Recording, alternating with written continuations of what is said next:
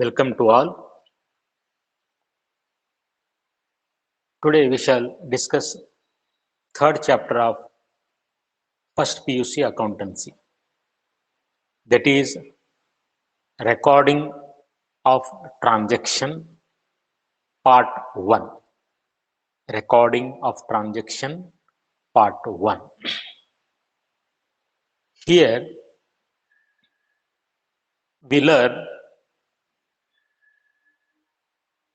rules of debit and credit. Under American system and English system. Thereafter, we shall solve one problem on journal entries. Today morning, I have already shared one problem on your WhatsApp group. You all might have taken down the problem as well as solution. The same problem we shall discuss here. So before that, first of all, we should know here, in the accounting process start with the identification of the transactions. As you know, in a business, number of transactions take place every day, sorry. But all the transactions cannot be recorded in the books of account of the business. We have to identify the transactions which can be recorded in the books of account. Then, as per the rules or principles of the accounting, we have to record those transactions in the books of original entry. Books of original entry means either a journal or subsidiary books. Then, at a leisure time, whenever we feel free, once in a week or once in a 15 days, those journal entries are transferred or posted to the respective accounts maintained in the ledger. This process goes on whole year. At the end of the year, we close all the accounts, find out the balances, and then prepare a trial balance. And finally, with the help of the trial balance, we prepare the final accounts. means trading account, profit and loss account, and balance sheet. So these are the financial statements. These are called as final accounts. The purpose of the final accounts, preparing the final account, the purpose of preparing the final account is to find out the result of the business operation. Means to know whether we could make profit in the accounting year or incurred loss, and to realize the financial position of our business. So for that purpose, we prepare a trading account.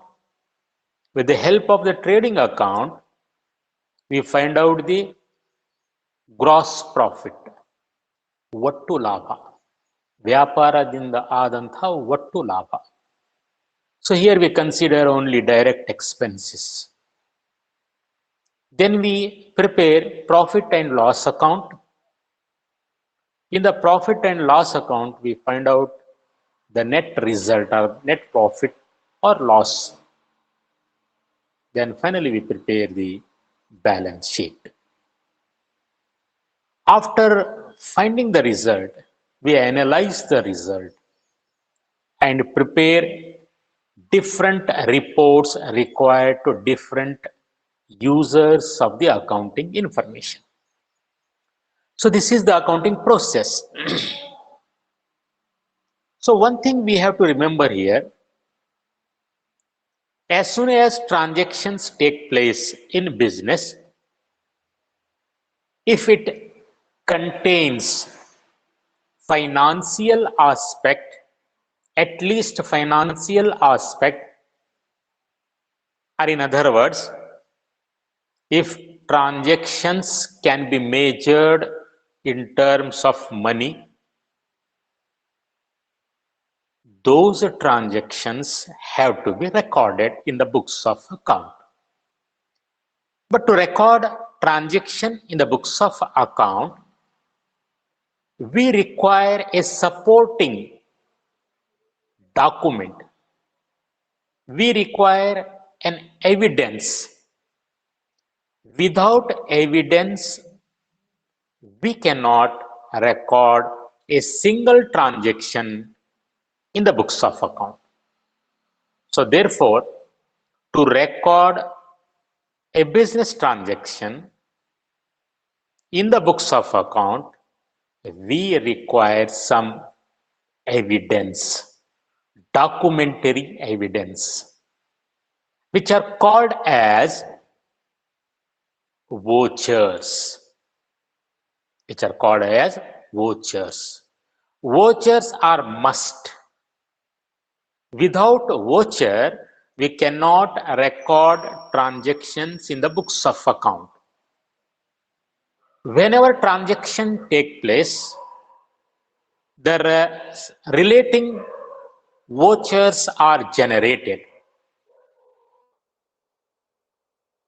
If you go to the and purchase a t-shirt for rupees 500, when you pay rupees 500 to the shopkeeper, he gives you a receipt. Usually you call it as a receipt, but in accounting we call it as cash memo. General people call it as a receipt, but being accountant, we should call it as a cash memo, because you have made a cash transaction. ನಗದು ವ್ಯವಹಾರವನ್ನ ಮಾಡಿದಿರಿ, payment ಅನ್ನ ತಕ್ಷಣ ಮಾಡ್ತಾ ಇದ್ದೀರಿ. So ಹೀಗಾಗಿ ನಿಮಗೆ ಅವರು ಏನು ರೆಸಿಪ್ಟ್ ಅನ್ನ ಕೊಡ್ತಾರಲ್ಲ, ಅದಕ್ಕೆ ನಾವು ಕ್ಯಾಶ್ ಮೆಮೋ ಅಂತ ಕರಿತೀವಿ. ಅದೇ ತರ ನೀವು ಮತ್ತೊಂದು ಅಂಗಡಿಗೆ ಹೋಗ್ತೀರಿ, ಅಲ್ಲಿ ಒಂದು ಸಾರಿಯನ್ನ ಖರೀದಿ ಮಾಡ್ತೀರಿ. ಈಸ್ ಒನ್ ಸಾರಿ, ಉದ್ದರಿ ಖರೀದಿ ಮಾಡ್ತೀರಿ. ಅದರ ಬೆಲೆ 1,000 ರೂಪಾಯಿ. ಉದ್ರಿ ಅಂತಂದ್ರೆ ತಕ್ಷಣ ನೀವು ಪೇಮೆಂಟ್ ಮಾಡೋದಿಲ್ಲ. ಅವಾಗೂ ಸಹ ಆ ಅಂಗಡಿಕಾರ shopkeeper gives you one receipt. It looks like a cash receipt. It looks like a cash memo. Cash memo ತರ ಇರ್ತಿತ್ತು ನೋಡ್ಲಿಕ್ಕೆ. ಆದ್ರೆ ಅಲ್ಲಿ ನೀವು ಪೇಮೆಂಟ್ ಮಾಡಿಲ್ಲ, ಅದ್ರೊಳಗೆ ಬ್ಯಾಲೆನ್ಸ್ ತೋರಿಸ್ತಾ ನಾವು ಬ್ಯಾಲೆನ್ಸ್ ಇದೆ, ಇನ್ನು 1,000 ರೂಪಾಯಿ ಕೊಡೋದು ಅಂತ. ಸೊ ಅದಕ್ಕೆ ನಾವು ಅಕೌಂಟಿಂಗ್ ಒಳಗೆ ಇನ್ವಾಯ್ಸ್ ಅಂತ ಕರಿತೀವಿ. So this cash memo and invoice are the example of the vouchers. ಕೇವಲ ಇಷ್ಟೇ ಅಲ್ಲ, suppose you purchase a land, you purchase a building, ನೀವು ರಿಜಿಸ್ಟ್ರಾರ್ ಆಫೀಸಿಗೆ ಹೋಗ್ತೀರಿ, ಅಲ್ಲಿ ಪೇಮೆಂಟ್ ಮಾಡಿ ಸೇಲ್ ಡೀಡ್ ಅನ್ನ ಮಾಡ್ತಾರ. ಸೇಲ್ ಡೀಡ್ ಒಳಗ ಆ ಸೆಲ್ಲರ್ ಸೈನ್ ಮಾಡ್ತಾನ, ನೀವು ಸೈನ್ ಮಾಡ್ತೀರಿ, ಅದೇ ನಿಮ್ಗೆ ಪುರಾವೆ ದಾಖಲೆ ಬಿಲ್ಡಿಂಗ್ ಖರೀದಿ ಮಾಡಿದ್ದು. ಸೊ ಆ ಸೇಲ್ ಡೀಡ್ಗೆ ನಾವು ವೋಚರ್ ಅಂತ ಕರಿತೀವಿ. ಯಾರಿಗಾದ್ರೂ ಚೆಕ್ಕಿನ ಮುಖಾಂತರ ಪೇಮೆಂಟ್ ಮಾಡ್ತೀರಿ, ಆ ಚೆಕ್ಕಿಯ ಕೌಂಟರ್ ಫೈಲ್ ಇರ್ತೈತಿ, ಅದ್ರೊಳಗೆ ನೀವು ಬರೆದಿಡ್ತೀರಿ, ಸೊ ಅದು ವೋಚರ್ ಅಂತ ಹೇಳಿ ನಾವು ಯೂಸ್ ಮಾಡ್ತೀವಿ. ಸೊ ಅದೇ ತರ ನೀವು ಬ್ಯಾಂಕಿಗೆ ಹೋಗಿ ಕ್ಯಾಶ್ ಅನ್ನ ಡೆಪಾಸಿಟ್ ಮಾಡೋ ಸಲುವಾಗಿ ಪೇ ಇನ್ ಸ್ಲಿಪ್ ಅನ್ನ ಯೂಸ್ ಮಾಡ್ತೀರಿ. ಅದ್ರೊಳಗೆ 2 ಭಾಗಗಳು ಇರ್ತಾವ, ಒಂದು ದೊಡ್ಡದು ಮತ್ತೊಂದು ಸಣ್ಣ ಭಾಗ. 2 ಕಡೆ ಸೇಮ್ ಇನ್ಫಾರ್ಮೇಶನ್ ಬರೆದಿರ್ತೀರಿ. ಆ ಸಣ್ಣ ಭಾಗ ಏನಿರುತ್ತಲ್ಲ ಅದಕ್ಕೆ ನಾವು ಕೌಂಟರ್ ಫೈಲ್ ಅಂತ ಕರಿತೀವಿ. ಅದ್ರ ಮೇಲೆ ಬ್ಯಾಂಕರ್ ಸೀಲ್ ಹಾಕಿ ಸಹಿ ಮಾಡಿ ವಾಪಸ್ ಕೊಡ್ತಾನ. That is the evident, that is the documentary evidence, that is the voucher for deposit made in the bank. ನಾಳೆ ಬ್ಯಾಂಕ್ನವರು ನೀವೆಲ್ಲ ಡೆಪಾಸಿಟ್ ಮಾಡಿರಿ ಅಂತ ಕೇಳಿದ್ರೆ ನೀವು ಆ ಒಂದು ಕೌಂಟರ್ ಫೈಲ್ ಅನ್ನು ತೋರಿಸಿ ಹೇಳ್ಬೋದು, ನೋಡ್ರಿ ಈ ಡೇಟಿಗೆ ನಾನು ಇಷ್ಟ ಅಮೌಂಟ್ ಅನ್ನ ಡೆಪಾಸಿಟ್ ಮಾಡಿದ್ದೀನಿ. So all these are the example of the voucher. On the basis of these vouchers, we record the business transaction. But in some cases where the payments are very small, when we make payments to the some general public or to the workers or to the auto rickshaw, there we don't get any receipts. ಈಗ ನೀವು suppose ಹುಬ್ಬಳ್ಳಿಗೆ ಸರಕುಗಳನ್ನು ಖರೀದಿ ಮಾಡ್ಲಿಕ್ಕೆ ಹೋಗ್ತಾ ಇದ್ದೀರಿ, Hubballi bus stand ಒಳಗೆ ಇಳಿತೀರಿ, ಅಲ್ಲಿಂದ ಅಂಗಡಿ ಹೋಗೋ ಸಲುವಾಗಿ ಆಟೋ ಹೈಯರ್ ಮಾಡ್ತೀರಿ, ಆಟೋದನ್ಗೆ 50 ರೂಪಾಯಿ ಕೊಡ್ತೀರಿ, ಅವನು ಯಾವ ರೆಸಿಪ್ಟ್ ಕೊಡೋದಿಲ್ಲ. ಈಗ ಆ 50 ರೂಪಾಯಿ ವ್ಯವಹಾರಕ್ಕಾಗಿ ನೀವು ಖರ್ಚು ಮಾಡಿದಿರಿ, ಅದನ್ನ ಬಿಸ್ನೆಸ್ ಬುಕ್ಸ್ ಆಫ್ ಅಕೌಂಟ್ ಒಳಗ ಆಟೋ ರಿಕ್ಷಾ ಚಾರ್ಜ್ ಅಂತೇಳಿ ತೋರಿಸ್ಬೇಕಾದ್ರೆ ನಿಮಗೆ ಒಂದು ವೋಚರ್ ಬೇಕು, ನಿಮ್ ಕಡೆ ವೋಚರ್ ಇಲ್ಲ. ಸೊ ಅಂಥ ಸಂದರ್ಭದಲ್ಲಿ ಎಲ್ಲೆಲ್ಲಿ ವೋಚರ್ಗಳು ಸಿಗೋದಿಲ್ಲ ಅಲ್ಲಿ you yourself can prepare the vouchers. ನೀವು ಸ್ವತಃ ವೋಚರ್ಸ್ ಗಳನ್ನ ತಯಾರು ಮಾಡಬೇಕಾಗ್ತದೆ. ವೋಚರ್ಸ್ ಅನ್ನ ತಯಾರು ಮಾಡಿ, ಯಾರು ತಯಾರು ಮಾಡಿರ್ತಾರ ಅವ್ರ ಸಹಿ, ಅದಕ್ಕೆ ಯಾರು ಅಥರೈಸ್ ಮಾಡಿರ್ತಾರ ಅವ್ರ ಸಹಿ, ಪ್ಲಸ್ ಯಾರಿಗೆ ಪೇಮೆಂಟ್ ಮಾಡ್ತೀರಿ ಅವ್ರ ಸಹಿಯನ್ನ ತೆಗೆದುಕೊಂಡು ಅದನ್ನ ಪುರಾವೆಯನ್ನಾಗಿ ನೀವು ಎಂಟ್ರಿಯನ್ನ ಮಾಡಬೇಕಾಗ್ತದೆ. ಸೊ ಉದ್ದೇಶ ಇಷ್ಟೇ, ಒಂದು ಟ್ರಾನ್ಸಾಕ್ಷನ್, 1 ರೂಪಾಯಿಯನ್ನು ನೀವು ಬುಕ್ಸ್ ಆಫ್ ಅಕೌಂಟ್ ಒಳಗೆ ರೆಕಾರ್ಡ್ ಮಾಡಬೇಕಾದ್ರೆ ವೋಚರ್ ಬೇಕೇ ಬೇಕು. Without voucher we can not record. Okay, so now we shall come to the rules of debit and credit. So ನಾನು ನಿಮ್ಗೆ ಹೇಳೀನಿ, NCERT ಸಿಲೆಬಸ್ ಒಳಗೆ ಕೇವಲ ಅಮೆರಿಕನ್ ಸಿಸ್ಟಮ್ ಮಾತ್ರ ನಿಮ್ಮ ಸಿಲೆಬಸ್ಗೆ ಇಟ್ಟಿದ್ದಾರೆ. But there is one more system that is called as English system. That is called as English system. ಅದು NCERT syllabus ಒಳಗಿಲ್ಲ, but it is the old rules. It is called as a golden rules. ನೀವು transactions ಗಳನ್ನ analyse ಮಾಡೋ ಸಲುವಾಗಿ ಆ ರೂಲ್ಸ್ಗಳು ನಿಮ್ಗೆ ಬಹಳಷ್ಟು help ಆಗ್ತಾವ. So ಅದಕ್ಕಾಗಿ ನಾನು ನಿಮ್ಗೆ ಲಾಸ್ಟ್ ಇಯರ್ 2 ರೂಲ್ಸ್ಗಳನ್ನ ಎಕ್ಸ್ಪ್ಲೇನ್ ಮಾಡಿ ಅದನ್ನ ಬೈಹ್ಯಾಟ್ ಹಾಕ್ಲಿಕ್ಕೆ ಹೇಳಿದ್ದೆ. Hope you all have remembered all the rules, both American ಮತ್ತು ಇಂಗ್ಲಿಷ್. ಎನಿವೆ, ನಾನು ಇನ್ನೊಮ್ಮೆ ಆ ರೂಲ್ಸ್ಗಳನ್ನ ರಿವೈಸ್ ಮಾಡ್ತೇನೆ. ಇಂಗ್ಲಿಷ್ ಸಿಸ್ಟಮ್ ಪ್ರಕಾರ, ಅಂದ್ರೆ ಇಂಗ್ಲೆಂಡಿನ ಅಕೌಂಟೆಂಟ್ಸ್ ಪ್ರಕಾರ, ಅವರು ಎಲ್ಲ ಅಕೌಂಟ್ಸ್ ಗಳನ್ನ 3 ಕ್ಯಾಟಗರಿಗಳನ್ನಾಗಿ ವಿಭಜನೆ ಮಾಡಿದ್ದಾರೆ. They have classified all the accounts in 3 types. They have classified all the accounts in three categories. What are those? First one is personal account. ಇದನ್ನ ನಾನು ನಿಮ್ಗೆ ಟೈಪ್ ಮಾಡಿ ನಿಮ್ಮ ವಾಟ್ಸಪ್ ಒಳಗೆ ಶೇರ್ ಮಾಡಿದ್ದೈತಿ, ನೀವು ಬರ್ಕೊಂಡಿರ್ಬೇಕು. ಇಲ್ಲ ಅಂದ್ರೆ ಲಾಸ್ಟ್ ಇಯರ್ ನೀವು ಬರ್ಕೊಂಡಿದ್ದೀರಿ, ಆ ನೋಟ್ಸ್ ಅನ್ನ ನಿಮ್ಮ ಮುಂದ್ಗಡೆ ಇಟ್ಕೊಂಡ್ರಿ ಅಂತಂದ್ರೆ ನಿಮ್ಗೆ ಇನ್ನು ತಿಳ್ಕೊಳ್ಳಿಕ್ಕೆ ಈಸಿ ಆಗ್ತೈತಿ. ಆ ನೋಟ್ಸ್ ಅನ್ನ ಮುಂದ್ಗಡೆ ಇಟ್ಕೊಳ್ರಿ, ಅಥವಾ ಇವತ್ತು ಬೆಳಗ್ಗೆ ನೀವು ಬರ್ಕೊಂಡಿದ್ರಿ ಅಂದ್ರೆ ಅದನ್ನ ಮುಂದ್ಗಡೆ ಇಟ್ಕೊಳ್ಳಿ. So according to English system, there are three types of accounts. One is the personal account. It deals with the accounts of the persons. ಎರಡನೇದು real accounts. It includes accounts of the assets and properties. ಮೂರನೇದು nominal account. It deals with the accounts of the expenses, losses, income and gains. ಒಂದು ವ್ಯವಹಾರ ಅಂದ ಮೇಲೆ ಏನು ಟ್ರಾನ್ಸಾಕ್ಷನ್ಸ್ಗಳು ನಡೀತಾವಲ್ಲ, ಆ ಟ್ರಾನ್ಸಾಕ್ಷನ್ಸ್ಗಳು ವ್ಯಕ್ತಿಗಳ ಮಧ್ಯೆ ಇರಬಹುದು, ಅಥವಾ ಆ ಟ್ರಾನ್ಸಾಕ್ಷನ್ಗಳು ಆಸ್ತಿಗಳನ್ನ ಖರೀದಿ ಮಾಡುವುದಕ್ಕೆ ಸಂಬಂಧಪಟ್ಟಿರಬಹುದು, ಅಥವಾ ಮಾರಾಟ ಮಾಡೋದಕ್ಕೆ ಸಂಬಂಧಪಟ್ಟಿರಬಹುದು, ಖರ್ಚಿಗೆ ಸಂಬಂಧಪಟ್ಟಿರಬಹುದು, ಇನ್ಕಮಿಗೆ ಸಂಬಂಧಪಟ್ಟಿರಬಹುದು, ಲಾಸಿಗೆ ಸಂಬಂಧಪಟ್ಟಿರಬಹುದು, ಅಥವಾ ಗೇನಿಗೆ ಸಂಬಂಧಪಟ್ಟಿರಬಹುದು.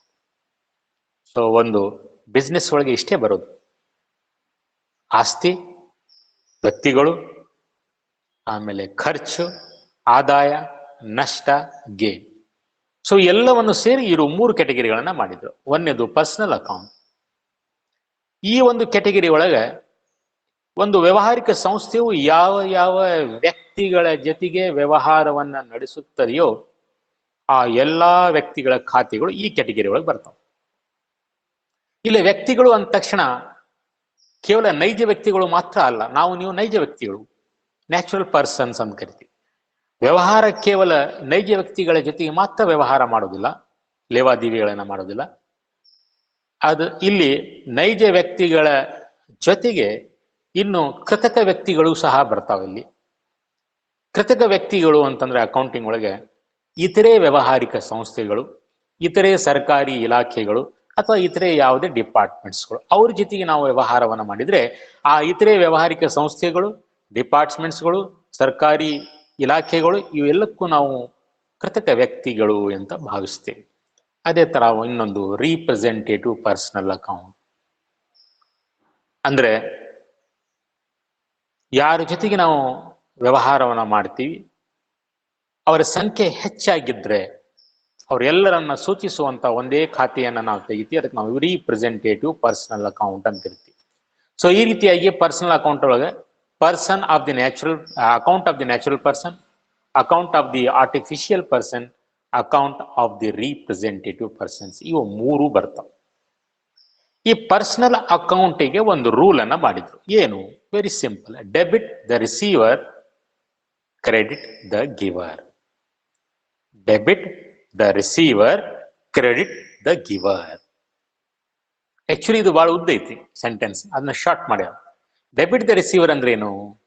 Debit the account of a person who receive the benefit from the organisation ಅಂತ ಹೇಳಿದ್ರ ಅರ್ಥ. ಯಾವ ವ್ಯಕ್ತಿಯು ಸಂಸ್ಥೆಯಿಂದ ಪ್ರಯೋಜನಗಳನ್ನ ಪಡೆಯುತ್ತಾನೋ ಅವನ ಖಾತೆಯನ್ನ ಡೆಬಿಟ್ ಮಾಡ್ರಿ. ಕ್ರೆಡಿಟ್ ದ ಗಿವರ್ ಅಂತಂದ್ರೆ credit the account of the person who gives benefit to the organisation. ಯಾರು ವ್ಯವಹಾರಿಕ ಸಂಸ್ಥೆಗೆ ಪ್ರಯೋಜನವನ್ನ ನೀಡ್ತಾನ ಅವನ ಖಾತೆಯನ್ನ ಕ್ರೆಡಿಟ್ ಮಾಡ್ರಿ ಅಂತ ಹೇಳಿದ್ರ ಅರ್ಥ. ಅದನ್ನ ಶಾರ್ಟ್ ಮಾಡಿ ನೆನಪಿಟ್ಕೊಳ್ಳಿಕ್ಕೆ ಈಸಿ ಆಗಲಿ ಅಂತೇಳಿ debit the receiver, credit the ಗಿವರ್ ಅಂತ ಹೇಳಿ ಮಾಡ್ಯಾರ. ಸೊ ನೀವು ಲೆಕ್ಕದ ಪುಸ್ತಕದಲ್ಲಿ ಟ್ರಾನ್ಸಾಕ್ಷನ್ ಗಳನ್ನ ಎಂಟ್ರಿ ಮಾಡ್ಬೇಕಾದ್ರೆ ಯಾವುದೇ ಒಂದು ಟ್ರಾನ್ಸಾಕ್ಷನ್ ಒಳಗೆ ಪರ್ಸನಲ್ ಅಕೌಂಟ್ ಬಂದಿತ್ತು ಅಂತಂದ್ರೆ ಆ ಪರ್ಸನಲ್ ಅಕೌಂಟ್ ರೂಲ್ ಅನ್ನ ಅಪ್ಲೈ ಮಾಡಬೇಕು. ಸಪೋಸ್ ರಾಮ್ ಬಂದಿದ್ದ, ರಾಮ್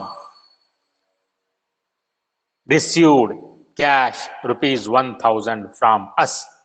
ನಮ್ಮ ಕಡೆಯಿಂದ ರಾಮ್ ಅನ್ನುವಂತ ವ್ಯಕ್ತಿ ₹1,000 ಕ್ಯಾಶ್ ಅನ್ನ ಪಡೆದುಕೊಂಡಿದ್ದಾನೆ. ಅಂದ್ರೆ ನಮ್ಮ ಸಂಸ್ಥೆಯಿಂದ ₹1,000 ಕ್ಯಾಶ್ ಪಡ್ಕೊಂಡಾನ.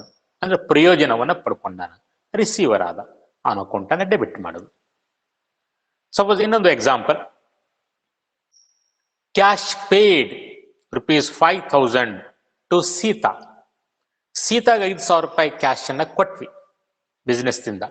ಸೊ ಇಲ್ಲಿ ಸೀತಾ ಏನಾದ್ಲು, ರಿಸೀವರ್ ಆದ್ಲು ಅಥವಾ ಗಿವರ್ ಆದ್ಲು? ಇಲ್ಲಿಯೂ ಸಹ ಸೀತಾ ರಿಸೀವರ್ ಆದ್ಲು, ಸಂಸ್ಥೆಯಿಂದ ಪಡಿತಾ ಇದ್ದಾಳ. ಇನ್ನೊಂದು example, suppose ₹100 received from Kishore. Kishore ಕಡೆಯಿಂದ ₹100 ನಾವು ಪಡ್ಕೊಂಡ್ವಿ ಅಂದ್ರೆ ನಮ್ಮ ಬಿಸ್ನೆಸ್ ಪಡ್ಕೊಂತು. ಸೊ ಇಲ್ಲಿ ಕಿಶೋರ್ ಗಿವರ್ ಆದ, ಸಂಸ್ಥೆಗೆ ಪ್ರಯೋಜನವನ್ನ ಕೊಡ್ತಾನ, ₹100 ಕೊಡ್ತಾ ಇದ್ದಾನೆ. ಸೊ ಅವನ ಅಕೌಂಟ್ ಅನ್ನ ಕ್ರೆಡಿಟ್ ಮಾಡಬೇಕು. ಸೊ ಈ ರೀತಿಯಾಗಿ ನಾವು ರೂಲ್ ಅನ್ನ ಅಪ್ಲೈ ಮಾಡ್ಬೇಕಾಗ್ತದೆ. ಇನ್ನ ನೆಕ್ಸ್ಟ್ ಬರೋದು ರಿಯಲ್ ಅಕೌಂಟ್. ರಿಯಲ್ ಅಕೌಂಟ್ ಒಳಗೆ ಯಾವ ಅಕೌಂಟ್ ಬರ್ತಾವ? Account of the assets and properties. ವ್ಯವಹಾರವನ್ನ ನಡೆಸಬೇಕಾದ್ರೆ ಹಲವಾರು ಪ್ರಕಾರದ ಅಸೆಟ್ಸ್ ಗಳನ್ನ ಹೊಂದಬೇಕಾಗ್ತೈತಿ. ಅದಕ್ಕೆ ಸಂಬಂಧಪಟ್ಟಂತಹ ಟ್ರಾನ್ಸಾಕ್ಷನ್ಸ್ಗಳು ಇದ್ದಾಗ ಈ ಒಂದು ರಿಯಲ್ ಅಕೌಂಟಿಗೆ ರೂಲ್ ಅನ್ನ ಮಾಡಿದ್ದಾರೆ. ಏನು?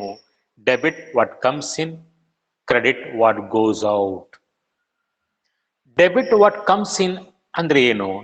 Debit the account of a asset, debit the account of an asset which comes into the business. ಯಾವ ಆಸ್ತಿಯು ವ್ಯವಹಾರದ ಒಳಗಡೆ ಬರುತ್ತದೆಯೋ ಆ ಆಸ್ತಿಯ ಖಾತೆಯನ್ನ ಡೆಬಿಟ್ ಮಾಡ್ರಿ ಅಂತ ಇದರ ಅರ್ಥ. ಡೆಬಿಟ್ ವಾಟ್ ಕಮ್ಸ್ ಇನ್ ಅಂದ್ರೆ ಯಾವ ಆಸ್ತಿ ಬಿಸ್ನೆಸ್ ಒಳಗಡೆ ಬರುತ್ತದೆಯೋ ಆ ಆಸ್ತಿಯ ಖಾತೆಯನ್ನ ಡೆಬಿಟ್ ಮಾಡ್ರಿ. ಕ್ರೆಡಿಟ್ ವಾಟ್ ಗೋಸ್ ಔಟ್, ಯಾವ ಆಸ್ತಿ ಸಂಸ್ಥೆಯಿಂದ ಹೊರಗಡೆ ಹೋಗುತ್ತದೆಯೋ ಆ ಆಸ್ತಿಯ ಖಾತೆಯನ್ನ ಕ್ರೆಡಿಟ್ ಮಾಡ್ರಿ ಅಂತ. ಉದಾಹರಣೆಗೆ, ಫರ್ನಿಚರ್ ಪರ್ಚೇಸ್ಡ್ ಫಾರ್ ₹10,000. 10,000 ರೂಪಾಯಿ ಕ್ಯಾಶ್ ಅನ್ನು ಕೊಟ್ಟು ಫರ್ನಿಚರ್ ಅನ್ನ ಖರೀದಿ ಮಾಡಿದ್ವಿ. ಇದು ಒಂದು ಟ್ರಾನ್ಸಾಕ್ಷನ್. ಈ ಟ್ರಾನ್ಸಾಕ್ಷನ್ ಒಳಗ ಫರ್ನಿಚರ್ ಬಂತು, ಮತ್ತೊಂದು ಕ್ಯಾಶ್, ಎರಡು ಅಸೆಟ್. ಹಾಗಾದ್ರೆ ಯಾವ ರೂಲ್ ನ ಅಪ್ಲೈ ಮಾಡಬೇಕು? ರಿಯಲ್ ಅಕೌಂಟ್ ರೂಲ್ ಅನ್ನ ಅಪ್ಲೈ ಮಾಡಬೇಕು. ರಿಯಲ್ ಅಕೌಂಟ್ ರೂಲ್ ಏನ್ ಹೇಳ್ತಾ ಇದೆ? ಯಾವ ಆಸ್ತಿ ಒಳಗಡೆ ಬಂತು ಅದನ್ನ ಡೆಬಿಟ್ ಮಾಡ್ರಿ, ಯಾವ ಆಸ್ತಿ ಹೊರಗಡೆ ಹೋತು ಅದನ್ನ ಕ್ರೆಡಿಟ್ ಮಾಡ್ರಿ. ಹಾಗಾದ್ರೆ ಇಲ್ಲಿ ಯಾವ ಆಸ್ತಿ ಒಳಗಡೆ ಬರ್ತಾ ಇದೆ? ಫರ್ನಿಚರ್ ಖರೀದಿ ಮಾಡಿದೀವಿ, ಫರ್ನಿಚರ್ ಬಿಸ್ನೆಸ್ ಒಳಗಡೆ ಬರ್ತಾ ಇದೆ. ಫರ್ನಿಚರ್ ಅಕೌಂಟ್ ಅನ್ನು ಓಪನ್ ಮಾಡ್ರಿ, ಅದನ್ನ ಡೆಬಿಟ್ ಮಾಡ್ರಿ. ಡೆಬಿಟ್ ಅಂದ್ರೆ ಡೆಬಿಟ್ ಸೈಡ್ ತೋರ್ಸ್ರಿ, ಲೆಫ್ಟ್ ಸೈಡ್ ತೋರ್ಸ್ರಿ. ಇನ್ನ ಫರ್ನಿಚರ್ ಖರೀದಿ ಮಾಡೋ ಸಲುವಾಗಿ ಕ್ಯಾಶ್ ಅನ್ನ ಪೇಮೆಂಟ್ ಮಾಡಿದಿರಿ, ಕ್ಯಾಶ್ ಅನ್ನ ಪೇಮೆಂಟ್ ಮಾಡಿದಿರಿ. ಅಂದ್ರೆ ಕ್ಯಾಶು ಅಸೆಟ್ ಹೋಗ್ತಾ ಇದೆ, it is going out of the business. So when it is going out of the business, rule ಏನ್ ಹೇಳ್ತಾ ಇದೆ? Credit what goes out.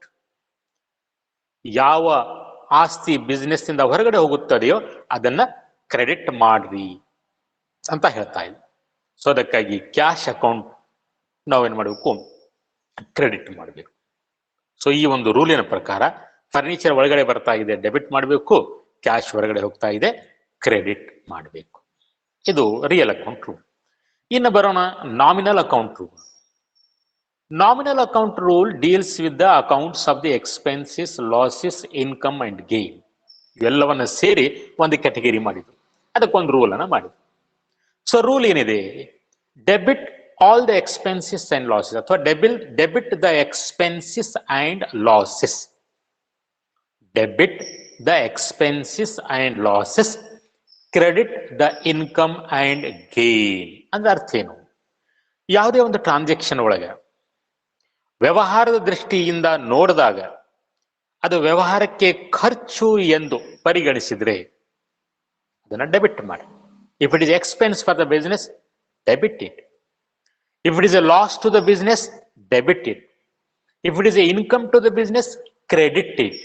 If it is a gain to the business, credit it. For example, rent of ₹5,000 paid. ನಮ್ಮ ಅಂಗಡಿ ಬಾಡಿಗೆ 5,000 ರೂಪಾಯಿ payment ಮಾಡಿದ್ವಿ. ಈಗ ವ್ಯವಹಾರದ ದೃಷ್ಟಿಯಿಂದ ನೋಡೋಣ. ಸೊ ನಾನು ನಿಮ್ಗೆ ಪದೇ ಪದೇ ಹೇಳ್ತಾ ಇರ್ತೀನಿ, ವ್ಯವಹಾರ ತನ್ನದೇ ಆದಂತಹ ಪ್ರತ್ಯೇಕವಾದಂತಹ ಅಸ್ತಿತ್ವವನ್ನು ಹೊಂದಿರುತ್ತದೆ. ಟ್ರಾನ್ಸಾಕ್ಷನ್ಸ್ ಗಳನ್ನ ನಾವು ಅನಲೈಸ್ ಮಾಡುವಾಗ ವ್ಯವಹಾರದ ದೃಷ್ಟಿಯಿಂದ ನೋಡ್ಬೇಕು, ವ್ಯವಹಾರದ ಚಶ್ಮಾ ಹಾಕೊಂಡು ನೋಡ್ಬೇಕು. ವ್ಯವಹಾರಕ್ಕದು ಪ್ರಾಫಿಟ್, ವ್ಯವಹಾರಕ್ಕದು ಖರ್ಚು, ವ್ಯವಹಾರಕ್ಕದು ಇನ್ಕಮ್ಮು ಅನ್ನೋದನ್ನ ವ್ಯವಹಾರದ ದೃಷ್ಟಿಯಿಂದ ನೋಡ್ಬೇಕು, ಹೊರತು ವ್ಯವಹಾರದ ಒಡೆಯನ ದೃಷ್ಟಿಯಿಂದ ಅಲ್ಲ. ಸೊ ಇಲ್ಲಿ ವ್ಯವಹಾರ ನಡೆಸೋ ಸಲುವಾಗಿ ಒಂದು ರೂಮನ್ನ ಬಾಡಿಗೆಯನ್ನ ತೆಗೆದುಕೊಂಡಿವಿ, ಒಂದ್ ತಿಂಗಳ ಯೂಸ್ ಮಾಡಿ 5,000 ರೂಪಾಯಿ ಬಾಡಿಗೆಯನ್ನ ಪೇಮೆಂಟ್ ಮಾಡ್ತಾ ಇದ್ದೀವಿ. ಹಾಗಾದ್ರೆ ವ್ಯವಹಾರದ ದೃಷ್ಟಿಯಿಂದ ನೋಡಿದ್ರೆ ವ್ಯವಹಾರಕ್ಕೆ ಆ 5,000 ರೂಪಾಯಿ ಬಾಡಿಗೆ ಖರ್ಚು. ಹಂಗಾರೆ ರೂಲ್ ಏನ್ ಹೇಳ್ತಾ ಇದೆ? Debit the expenses. ಹಂಗಾರೆ ರೆಂಟ್ ಅಕೌಂಟ್ ಅನ್ನ ಡೆಬಿಟ್ ಮಾಡಬೇಕು. ಸೊ ಅದೇ ತರ ಸಪೋಸ್ ಫಾರ್ ಎಕ್ಸಾಂಪಲ್ ರಾತ್ರಿ ಕೊಳು ಆಯ್ತು, ಅಂಗಡಿ ಒಳಗೆ ಒಂದ್ ಚೀಲ ಸಕ್ರಿ ಕತ್ಕೊಂಡು ಹೋಗ್ಬಿಟ್ರು, ಬೆಲೆ 10,000 ರೂಪಾಯಿ. ಹಂಗಾರೆ ವ್ಯವಹಾರದ ದೃಷ್ಟಿಯಿಂದ ನೋಡಿದ್ರೆ 10,000 ರೂಪಾಯಿ ಲಾಸ್ ಬಿಸ್ನೆಸ್ಸಿಗೆ. ಹಂಗಾರೆ ರೂಲ್ ಏನ್ ಹೇಳ್ತಾ ಇದೆ? ಡೆಬಿಟ್ ದ ಲಾಸಸ್ ಅಂತ ಹೇಳ್ತಾ ಇದೆ. ಹಂಗಾರೆ ಲಾಸ್ ಅಕೌಂಟ್ ಅನ್ನ ಡೆಬಿಟ್ ಮಾಡಿ. ಸೊ ಅದಕ್ಕಾಗಿ ಲಾಸ್ ಬೈ ಥೆಫ್ಟ್ ಅಕೌಂಟ್ ಅಂತೇಳಿ ಓಪನ್ ಮಾಡಿ ಲಾಸ್ ಅಕೌಂಟ್ ಅನ್ನ ನಾವು ಡೆಬಿಟ್ ಮಾಡ್ತೀವಿ. ಇನ್ನ ಎರಡನೇ ಪಾರ್ಟ್ ಏನದ್ರೊಳಗ credit the income and gain. ಸಂಸ್ಥೆಯ ದೃಷ್ಟಿಯಿಂದ ನೋಡಿದಾಗ ಏನಾದ್ರೂ ಸಂಸ್ಥೆಗೆ ಅದು ಇನ್ಕಮ್ ಅನ್ಸಿದ್ರೆ ಅದನ್ನ ಕ್ರೆಡಿಟ್ ಮಾಡಬೇಕು. Suppose for example commission received. ನಾವು ಯಾವುದೇ ಒಂದು ಸೇವೆ ಸಲ್ಲಿಸೋದಕ್ಕಾಗಿ ನಮಗೆ ನಮ್ಮ ಕ್ಲೈಂಟ್ ಅಥವಾ ನಮ್ಮ ಕಸ್ಟಮರ್ ಕಮಿಷನ್ ಕೊಟ್ಟಿದ್ದಾನ 2,000 ರೂಪಾಯಿ. ಅಂದ್ರೆ ಸಂಸ್ಥೆಗೆ ಅದು ಆದಾಯ, ಕಂದಾಯ, ರೆವಿನ್ಯೂ, ಇನ್ಕಮ್. ಸೊ ಹಾಗಾದ್ರೆ ಅದನ್ನ ಏನ್ ಮಾಡಬೇಕು? ಕ್ರೆಡಿಟ್ ಮಾಡಬೇಕು. ಸೊ ಅದಕ್ಕೆ ಕಮಿಷನ್ ಅಕೌಂಟ್ ಅನ್ನ ಕ್ರೆಡಿಟ್ ಮಾಡಿ ಓಪನ್ ಮಾಡಿ ಅದನ್ನ ಕ್ರೆಡಿಟ್ ಮಾಡ್ತೀವಿ ಅಂದ್ರೆ ರೈಟ್ ಸೈಡ್ ತೋರಿಸ್ತೀವಿ. ಅದೇ ತರ ಗೇನ್ ಮತ್ತು ಇನ್ಕಮ್ಗೆ ವ್ಯತ್ಯಾಸ ಏನು ಅಂತ ಹೇಳಿ ನೀವು ಈಗಾಗಲೇ ತಿಳ್ಕೊಂಡಿರಿ. ಗೇನ್ ಮತ್ತು income it is a regular, whereas gain is irregular, ಅಥವಾ it is recurring and gain is non recurring. ಅಂದ್ರೆ ಯಾವಾಗಾದ್ರೂ ಒಮ್ಮೆ ನಮಗೆ ಲಾಭಗಳು ಆಗ್ತಾವ, ಅದು ನಮ್ಮ ವ್ಯವಹಾರದ ಮುಖ್ಯ ಚಟುವಟಿಕೆಯಿಂದ ಅಲ್ಲ, ನಮ್ಮ ವ್ಯವಹಾರದ ಮುಖ್ಯ ಕಾರ್ಯಾಚರಣೆಯಿಂದ ಅಲ್ಲ. ಇನ್ಸಿಡೆಂಟಲ್ ಆಗಿ ಅಕಸ್ಮಾತ್ ಆಗಿ ವ್ಯವಹಾರ ನಡೆಸುವಾಗ ಅಂಥ ಲಾಭಗಳು ಆಗಿರ್ತಾವ. ಅವು ದಿನನಿತ್ಯ ಆಗೋದಿಲ್ಲ, ಅದಕ್ಕೆ ನಾವು ಗೇನ್ ಅಂತ ಕರಿತೀವಿ. ಉದಾಹರಣೆಗೆ ಸಪೋಸ್ ನಮ್ಮ ಗ್ರಾಹಕ ಕೋರ್ಟ್ ನಲ್ಲಿ ನಮ್ಮ ಮೇಲೆ ಕೇಸ್ ಮಾಡಿದ್ದ, ಕೇಸ್ ನಡೀತಾ ಇತ್ತು, ಕೋರ್ಟ್ ಒಳಗೆ ಜಜ್ಮೆಂಟ್ ನಮ್ಮ ಪರವಾಗಿ ಬಂತು. ಅವನಿಗೆ ಕೋರ್ಟ್ನವರು ದಂಡ ಹಾಕಿದ್ರು, ನೀವು ಅನ್ನೆಸೆಸರಿಯಾಗಿ ಆ ಸಂಸ್ಥೆಗೆ ಕಿರುಕುಳ ಕೊಟ್ಟಿರಿ, 5,000 ರೂಪಾಯಿ ದಂಡ, ಅದನ್ನ ಅವ್ರಿಗೆ ಪೇಮೆಂಟ್ ಮಾಡ್ರಿ. ಹಂಗ ನಮ್ಗೆ 5,000 ರೂಪಾಯಿ ಬಂತು. ಇದು ಡೈಲಿ ಬರೋದಿಲ್ಲ, ಯಾವಾಗಾದ್ರೂ ಒಮ್ಮೆ. ಆಮೇಲೆ ಇದು ನಮ್ಮ ಮುಖ್ಯ ವ್ಯವಹಾರ ಅಲ್ಲ, ನಾವು ಪ್ರತಿದಿನ ಗ್ರಾಹಕರ ಮೇಲೆ ಏನ್ ಕೇಸ್ ಹಾಕ್ಲಿಕ್ಕೆ ಹೋಗೋದಿಲ್ಲ. ಅಕಸ್ಮಾತ್ ಏನೋ ಆಗಿತ್ತು, ಕೇಸ್ ಆಯ್ತು, ಕೋರ್ಟಿಗೆ ಹೋಯ್ತು, ಕೇಸ್ ಆಯ್ತು, ಇದು ಡಿಸಿಷನ್ ನಮ್ಮ ಪರವಾಗಿ ಆಯ್ತು, ನಮ್ಗೆ 5,000 ರೂಪಾಯಿ ಸಿಕ್ತು. ಸೊ ಇದಕ್ಕೆ ನಾವು ಗೇನ್ ಅಂತ ಕರಿತೀವಿ. ಅದೇ ತರ ಆಸ್ತಿಗಳನ್ನ ವ್ಯವಹಾರದೊಳಗೆ ಯೂಸ್ ಮಾಡೋ ಸಲುವಾಗಿ ಖರೀದಿ ಮಾಡಿರ್ತೀವಿ, ಅದನ್ನ ಮರು ಮಾರಾಟ ಮಾಡ್ಲಿಕ್ಕೆ ಹೋಗೋದಿಲ್ಲ. ಒಬ್ಬ ಕಂಪ್ಯೂಟರ್ ಅಂಗಡಿ, ಕಂಪ್ಯೂಟರ್ ವ್ಯವಹಾರದೊಳಗೆ ಯೂಸ್ ಮಾಡೋ ಸಲುವಾಗಿ ಕಂಪ್ಯೂಟರ್ನ ಖರೀದಿ ಮಾಡ್ತಾನೆ. ಜೆರಾಕ್ಸ್ ಅಂಗಡಿಕಾರ ಜೆರಾಕ್ಸ್ ಮಷೀನ್ ಅನ್ನ ವ್ಯವಹಾರದೊಳಗೆ ಯೂಸ್ ಮಾಡ್ಲಿಕ್ಕೆ ಖರೀದಿ ಮಾಡ್ತಾನೆ. ಕೆಲವೊಮ್ಮೆ ಅನಿವಾರ್ಯ ಕಾರಣದಿಂದಾಗಿ ಅದನ್ನ ಮಾರಾಟ ಮಾಡ್ತಾನೆ. ಮಾರಾಟ ಮಾಡಿದಾಗ ಲಾಭ ಆಗ್ತೈತಿ. ಸೊ ಅದಕ್ಕೆ ನಾವು ಗೇನ್ ಅಂತ. ಇನ್ನು ಇನ್ಕಮ್ ಅಂತಂದ್ರೆ ಡೈಲಿ, ಸಪೋಸ್ ನಮ್ದು ಕಿರಾಣಿ ಅಂಗಡಿ ಐತಿ, ನಾವು ಡೈಲಿ ಕಿರಾಣಿ ಸರಕುಗಳನ್ನ ಮಾರಾಟ ಮಾಡ್ತೀವಿ, ಅದರಿಂದ ಏನೋ ಅಮೌಂಟ್ ಬರ್ತಿಲ್ಲ, ಅದಕ್ಕೆ ನಾವು ಇನ್ಕಮ್ ಅಂತ ಕರಿತೀವಿ. ಸಪೋಸ್ ನಮ್ಮ 10 ರೂಮ್ ಅದಾವು, ಬಾಡಿಗೆ ಕೊಡ್ತೀವಿ, ತಿಂಗಳ ಬಾಡಿಗೆ ಬರ್ತೀವಿ, ಅದಕ್ಕೆ ನಾವು ಏನ್ ಕರಿತೀವಿ? ಇನ್ಕಮ್ ಅಂತ ಕರಿತೀವಿ. ನಿಯಮಿತವಾಗಿ ನಿರಂತರವಾಗಿ ಬರುವಂತ ಒಳಹರಿವು, ನಿಯಮಿತವಾಗಿ ನಿರಂತರವಾಗಿ ನಗದಿನ ಒಳಹರಿವಿಗೂ ನಾವು ಏನಂತೀರಪ್ಪ ಅಂದ್ರೆ ಇನ್ಕಮ್ ಅಂತ ಕರಿತೀವಿ. ಸೊ ಇನ್ಕಮ್ ಮತ್ತು ಗೇನ್ ಇದ್ರೆ ನಾವು ಏನ್ ಮಾಡಬೇಕು? ಕ್ರೆಡಿಟ್ ಮಾಡಬೇಕು. ಸೊ ಇಲ್ಲಿ ಕಮಿಷನ್ ಬರ್ತಾ ಇದೆ ನಮ್ದು. Suppose for example commission business ಅಂತ ತಿಳ್ಕೊಡ್ರಿ, ನಾವು ಜನರ ಪ್ರಾಪರ್ಟಿಗಳನ್ನ ಮಾರಾಟ ಮಾಡ್ತೀವಿ, ಅದಕ್ಕಾಗಿ ಕಮಿಷನ್ ಅನ್ನು ತೆಗೆದುಕೊಂತೀವಿ. ಹಂಗಾರೆ ಕಮಿಷನ್ ಬಂತು ಅಂದ್ರೆ ಅದು ಇನ್ಕಮ್, ಕ್ರೆಡಿಟ್ ಮಾಡಬೇಕು. ಅದೇ ತರ ಏನಾದ್ರೂ ಗೇನ್ ಬಂದ್ರೆ ಅದು ಸಹ ನಾವು ಕ್ರೆಡಿಟ್ ಮಾಡಬೇಕು. ಇದು ಇಂಗ್ಲಿಷ್ ಸಿಸ್ಟಮ್. ಈಗ ನಾವು ಬರೋಣ ಅಮೆರಿಕನ್ ಸಿಸ್ಟಮ್. ಇಂಗ್ಲಿಷ್ನವರು ಎಲ್ಲಾ ಅಕೌಂಟ್ಸ್ಗಳನ್ನ 3 ವಿಭಾಗಗಳನ್ನಾಗಿ 3 ಕ್ಯಾಟಗರಿ ಒಳಗೆ ವಿಭಜನೆ ಮಾಡಿದ್ರು. ಅಮೆರಿಕನ್ದವರು ಏನ್ ಮಾಡಿದ್ರು? ಅವೇ ಅಕೌಂಟ್ಸ್ಗಳನ್ನ 5 ಭಾಗಗಳಾಗಿ ವಿಭಜನೆ ಮಾಡಿದ್ರು. 5 ಕ್ಯಾಟಗರಿಗಳೊಳಗೆ ಅವರು ವಿಭಜನೆ ಮಾಡಿದ್ರು. ಒಂದನೇದು ಯಾವುದು? Assets account. ಎರಡನೇದ್ದು ಲ್ಯಾಬಿಲಿಟೀಸ್ ಅಕೌಂಟ್. ಮೂರನೇದ್ದು ಯಾವುದು? ಮೂರನೇದು ಎಕ್ಸ್ಪೆನ್ಸಸ್ ಅಂಡ್ ಲಾಸಸ್ ಅಕೌಂಟ್. ನಾಲ್ಕನೇದು ಇನ್ಕಮ್ ಅಂಡ್ ಗೇನ್ಸ್ ಅಕೌಂಟ್. 5ನೇದು ಕ್ಯಾಪಿಟಲ್ ಅಕೌಂಟ್. ಇವ್ರು ಏನ್ ಮಾಡಿದ್ರು 3 ಭಾಗಗಳನ್ನಾಗಿ ಮಾಡಿದ್ರು ಇಂಗ್ಲಿಷ್ ಸಿಸ್ಟಮ್ನವರು. ಅಮೆರಿಕನ್ ಸಿಸ್ಟಮ್ದವರು ಅದೇ ಅಕೌಂಟ್ಸ್ ಗಳನ್ನ 5 ಕ್ಯಾಟಗರಿ ಒಳಗೆ ವಿಭಜನೆ ಮಾಡಿದ್ರು. ಸೇಮ್ ಅಕೌಂಟ್ಸ್, ಬೇರೆ ಬೇರೆ ಅಕೌಂಟ್ಸ್ ಏನಲ್ಲ. ಫಾರ್ ಎಕ್ಸಾಂಪಲ್, ಒಂದು ಕಾಮರ್ಸ್ ಕ್ಲಾಸ್ ಅನ್ನ ಒಬ್ಬ ಸರ್ ಏನ್ ಮಾಡಿದ್ರು 3 ಗುಂಪುಗಳನ್ನಾಗಿ ಮಾಡಿದ್ರು. ಎದರ ಆಧಾರದ ಮೇಲೆ? ಮಾರ್ಕ್ಸಿನ ಆಧಾರದ ಮೇಲೆ. 35ರಿಂದ 50% ಮಾಡಿದವರು ಒಂದು ಗ್ರೂಪ್, 51ರಿಂದ 80 ಮಾಡಿದವರು ಒಂದು ಗ್ರೂಪ್, 80ರಿಂದ ಜಾಸ್ತಿ ಮಾಡಿದವರು ಒಂದು ಗ್ರೂಪ್. ಈ ತರ 3. ನಾನೇನು ಮಾಡಿದೆ? 5 ಗುಂಪುಗಳನ್ನಾಗಿ ಮಾಡಿದೆ. 35ರಿಂದ 41 ಗುಂಪು, 41ರಿಂದ 51 ಗುಂಪು, 51ರಿಂದ 61 ಗುಂಪು, 61ರಿಂದ 81 ಗುಂಪು, 80ಕ್ಕಿಂತ ಜಾಸ್ತಿ ತಗೊಂಡ್ರು ಒಂದು ಗುಂಪು. ಅರ್ಥಾತ್ ಸೇಮ್ ಕ್ಲಾಸ್. ಸೊ ಇದೇ ತರ ಸೇಮ್ ಅಕೌಂಟ್ಸ್ ಗಳನ್ನ ಅಮೆರಿಕನ್ ಸಿಸ್ಟಮ್ದವರು 5 ಕ್ಯಾಟಗರಿಗಳನ್ನಾಗಿ ವಿಭಜನೆ ಮಾಡಿದ್ರು. ಅಸೆಟ್ಸ್ ಅಕೌಂಟ್, ಲ್ಯಾಬಿಲಿಟೀಸ್ ಅಕೌಂಟ್, ಆಮೇಲೆ expenses and losses account, income and gains account ಮತ್ತು ಕ್ಯಾಪಿಟಲ್ ಅಕೌಂಟ್. ಒಂದೊಂದು ಕ್ಯಾಟಗರಿಗೆ ಒಂದೊಂದು ರೂಲ್ ಅನ್ನ ಡೆವಲಪ್ ಮಾಡಿದ್ರು.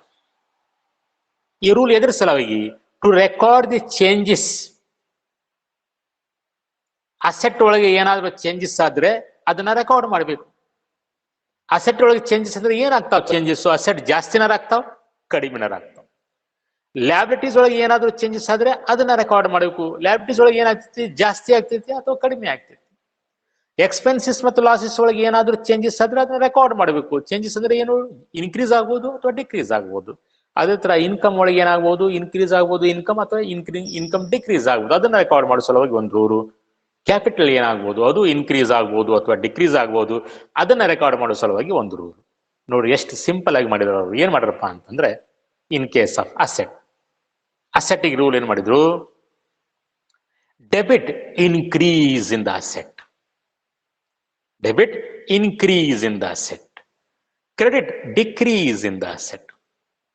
ಸೊ ನೋಡ್ರಿ ರೂಲ್ ಎಷ್ಟು ಸಿಂಪಲ್ ಐತಿ. ಒಂದು ವೇಳೆ ಟ್ರಾನ್ಸಾಕ್ಷನ್ ಒಳಗೆ ಅಸೆಟ್ ಅಕೌಂಟ್ ಇತ್ತು, ಅಸೆಟ್ ಅಕೌಂಟಿನ ಮೇಲೆ ಆ ಟ್ರಾನ್ಸಾಕ್ಷನ್ ಪರಿಣಾಮ ಬೀರ್ತಾ ಇತ್ತು, ಆವಾಗ ನಾವು ಅಸೆಟ್ ಅಕೌಂಟ್ ಒಳಗೆ ರೆಕಾರ್ಡ್ ಮಾಡಬೇಕು. ಹಂಗಾರೆ ರೂಲ್ ಏನು? ಆ ಒಂದು ಟ್ರಾನ್ಸಾಕ್ಷನ್ ದಿಂದ ಅಸೆಟ್ ಇನ್ಕ್ರೀಸ್ ಆದ್ರೆ ಆ ಅಸೆಟ್ ಅಕೌಂಟ್ ಅನ್ನ ಡೆಬಿಟ್ ಮಾಡ್ರಿ.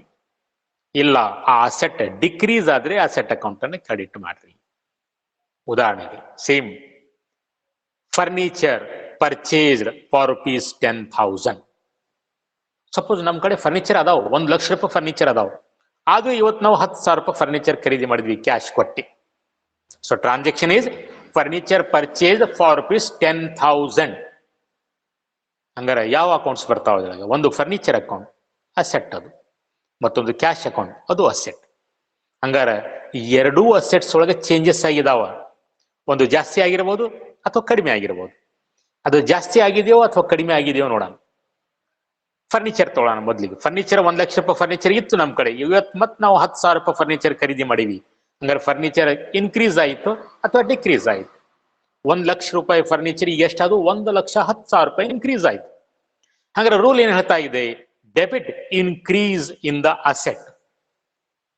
ಅಸೆಟ್ ಇನ್ಕ್ರೀಸ್ ಆದ್ರೆ ಡೆಬಿಟ್ ಮಾಡ್ರಿ. ಹಂಗಾರೆ ಫರ್ನಿಚರ್ ಅಕೌಂಟ್ ಏನ್ ಮಾಡಬೇಕು? ಫರ್ನಿಚರ್ ಅಕೌಂಟ್ ಅನ್ನ ಡೆಬಿಟ್ ಮಾಡಬೇಕು. ಸೊ ಅದಕ್ಕಾಗಿ ನಾವು ಮಾಡ್ತೀವಿ ಫರ್ನಿಚರ್ ಅಕೌಂಟ್ ಡೆಟರ್ ಅಂತೇಳಿ, ಅಥವಾ ಡೆಬಿಟ್ ಸೈಡು ಅಥವಾ ಲೆಫ್ಟ್ ಸೈಡು ಆ 10,000 ರೂಪಾಯಿ ಅಮೌಂಟ್ ಅನ್ನು ತೋರಿಸ್ತೀವಿ. ಮೊದಲೇ ಅದ್ರೊಳಗೆ 1,00,000 ರೂಪಾಯಿ ಐತಿ ಬ್ಯಾಲೆನ್ಸ್, ಮತ್ತೆ ಈಗ 10,000 ರೂಪಾಯಿ ತೋರಿಸ್ತೀವಿ. ಇನ್ನು ಕ್ಯಾಶಿಗೆ ಬರೋಣ. ಕ್ಯಾಶ್ ಅದು ಒಂದು ಅಸೆಟ್. ಅಲ್ಲಿ ಏನ್ ಚೇಂಜಸ್ ಆಗಿದಾವ? ಅಲ್ಲಿ ಚೇಂಜಸ್ ಅಂದ್ರೆ ಇಷ್ಟೇ, ಎರಡೇ ಚೇಂಜಸ್, ಒಂದು ಜಾಸ್ತಿ ಆಗಿರ್ಬೋದು ಅಥವಾ ಒಂದು ಕಡಿಮೆ ಆಗಿರ್ಬೋದು. ಈಗ ನಾವು 10,000 ರೂಪಾಯಿ ಕ್ಯಾಶ್ ಅನ್ನ ಕೊಟ್ವಿ. ಸಪೋಸ್ ನಮ್ಮ ಗಲ್ಲಿಪೆಟ್ಟಿಗೆ 50,000 ರೂಪಾಯಿ ಕ್ಯಾಶ್ ಇತ್ತಪ್ಪ, ಅದರಿಂದ 10,000 ರೂಪಾಯಿ ತೆಗೆದುಕೊಂಡು ಹೋಗಿ ಕೊಟ್ಟಿ ಫರ್ನಿಚರ್ ಗಳನ್ನ ಖರೀದಿ ಮಾಡಿದ್ವಿ. ಅಂದ್ರೆ ಗಲ್ಲಿಪೆಟ್ಟಿಗೆ ಒಳಗೆ ಎಷ್ಟು ಕ್ಯಾಶ್ ಉಳಿತು? 40,000 ಕ್ಯಾಶ್ ಉಳಿತು. ಬೆಳಗ್ಗೆ 50 ಇತ್ತು, ಈಗ 40 ಆಯ್ತು. ಕಡಿಮೆ ಆಯ್ತು, ಜಾಸ್ತಿ ಆಯ್ತು, ಕಡಿಮೆ ಆಯ್ತು, ಡಿಕ್ರೀಸ್ ಆಯ್ತು. ಹಂಗಾರೆ ರೂಲ್ ಏನಂತ ಹೇಳಿ ಹೇಳ್ತಾ ಇದೆ? Credit decrease in the asset. Cash decrease ಆಗೈತಿ, ಕ್ಯಾಶ್ ಅಸೆಟ್ ಡಿಕ್ರೀಸ್ ಆಗೈತಿ. ಹಂಗಾರೆ ಕ್ಯಾಶ್ ಅಕೌಂಟ್ ಓಪನ್ ಮಾಡ್ರಿ, ಅದ್ರೊಳಗೆ ಕ್ರೆಡಿಟ್ ಸೈಡ್ ತೋರಿಸ್ರಿ, ಅಂದ್ರೆ ರೈಟ್ ಸೈಡ್ ತೋರಿಸ್ರಿ. ರೈಟ್ ಸೈಡ್ 10,000 ರೂಪಾಯಿ ತೋರಿಸ್ತೀವಿ. ಅದ್ರೊಳಗೆ ಬ್ಯಾಲೆನ್ಸ್ 50,000 ರೂಪಾಯಿ ಐತಿ. ಈಗ ನಾವು ರೈಟ್ ಸೈಡ್ ಕ್ರೆಡಿಟ್ ಸೈಡ್ 10,000 ತೋರಿಸಿದ ತಕ್ಷಣ ಆಟೋಮೆಟಿಕ್ ಆಗಿ ಏನಾಗ್ತೈತ್ರಪ್ಪ ಅಂತಂದ್ರೆ ಕ್ಯಾಶ್ 40,000 ರೂಪಾಯಿ ಉಳಿತೀವಿ. ಸೊ ಇದು ನಮ್ಮ ಅಸೆಟ್ ಅಕೌಂಟಿನ rule. So it is the rule of the asset account according to American system. ನಾವು we shall come to the liabilities account. Liabilities ಅಂದ್ರೆ ಏನು ನಿಮ್ಗೆ ಗೊತ್ತಿದೆ? ಜವಾಬ್ದಾರಿಗಳು. ಲ್ಯಾಬಿಲಿಟೀಸ್ ಅಂದ್ರೆ ಸಂಸ್ಥೆಯಿಂದ ಬೇರೆಯವ್ರಿಗೆ ಏನಾದ್ರೂ ಹಣ ಕೊಡದಿತ್ತು ಅಂತಂದ್ರೆ ಅದಕ್ಕೆ ನಾವು ಲ್ಯಾಬಿಲಿಟೀಸ್ ಅಂತ ಕರಿತೀವಿ. ಉದಾಹರಣೆಗೆ ಬ್ಯಾಂಕಿನಿಂದ ಸಾಲ ಪಡೆದುಕೊಂಡ್ರೆ ಅದು ಲ್ಯಾಬಿಲಿಟೀಸ್. ಅಥವಾ ಒಂದು ತಿಂಗಳ ನೌಕರರಿಂದ ಕೆಲಸವನ್ನ ಮಾಡಿಸ್ಕೊಂಡಿವಿ, ಅವ್ರಿಗೆ ಇನ್ನೂ ಪಗಾರ ಕೊಟ್ಟಿಲ್ಲ ಅಂತಂದ್ರೆ ಸ್ಯಾಲ್ರಿ ಬಾಕಿ ಇದೆ ಕೊಡೋದು. ಸೊ ಅದಕ್ಕೂ ನಾವು ಲ್ಯಾಬಿಲಿಟೀಸ್ ಅಂತ ಕರಿತೀವಿ. ಸರಕುಗಳನ್ನ ಉದುರಿ ಖರೀದಿ ಮಾಡಿದ್ರೆ ಅದಕ್ಕೂ ನಾವು ಲ್ಯಾಬಿಲಿಟೀಸ್ ಅಂತ ಕರಿತೀವಿ. ತಿಳಿದ್ರಿ? ಸೊ ಇದ್ರೊಳಗೆ ಮತ್ತು ಹೊರಗಿನ ಲ್ಯಾಬಿಲಿಟಿ, ಒಳಗಿನ ಲ್ಯಾಬಿಲಿಟಿ, ದೀರ್ಘಾವಧಿ ಲ್ಯಾಬಿಲಿಟಿ, ಅಲ್ಪಾವಧಿ ಲ್ಯಾಬಿಲಿಟಿ ಇವೆಲ್ಲ ಇದೆಲ್ಲ ನಾವೀಗ ಡಿಸ್ಕಸ್ ಮಾಡೋದು ಬೇಡ. ರೂಲ್ ಏನಿದೆ ಅಂತ. ಸೊ ರೂಲ್ ಏನಿದೆಯಪ್ಪ ಅಂತಂದ್ರೆ ಸೇಮ್ ಲ್ಯಾಬಿಲಿಟಿ ಜಾಸ್ತಿ ಆಗ್ಬೋದು ಅಥವಾ ಕಡಿಮೆ ಆಗ್ಬೋದು ಅಷ್ಟೇ. ಜಾಸ್ತಿ ಆದ್ರೆ ಏನ್ ಮಾಡ್ಬೇಕು, ಕಡಿಮೆ ಆದ್ರೆ ಏನ್ ಮಾಡ್ಬೇಕು. ಅಸೆಟ್ ಜಾಸ್ತಿ ಆದ್ರೆ ಡೆಬಿಟ್ ಮಾಡಿದ್ವಿ, ನೆನಪಿಟ್ಕೊಡ್ರಿ. ಅಸೆಟ್ ಆಸ್ತಿ ಜಾಸ್ತಿ ಆದ್ರೆ ಡೆಬಿಟ್ ಮಾಡಿದ್ವಿ. ಹಂಗಾರೆ ಜವಾಬ್ದಾರಿ ಜಾಸ್ತಿ ಆದ್ರೆ ಏನ್ ಮಾಡ್ಬೇಕು? ಉಲ್ಟಾ. ಯಾಕಂದ್ರೆ liability is the opposite of the asset.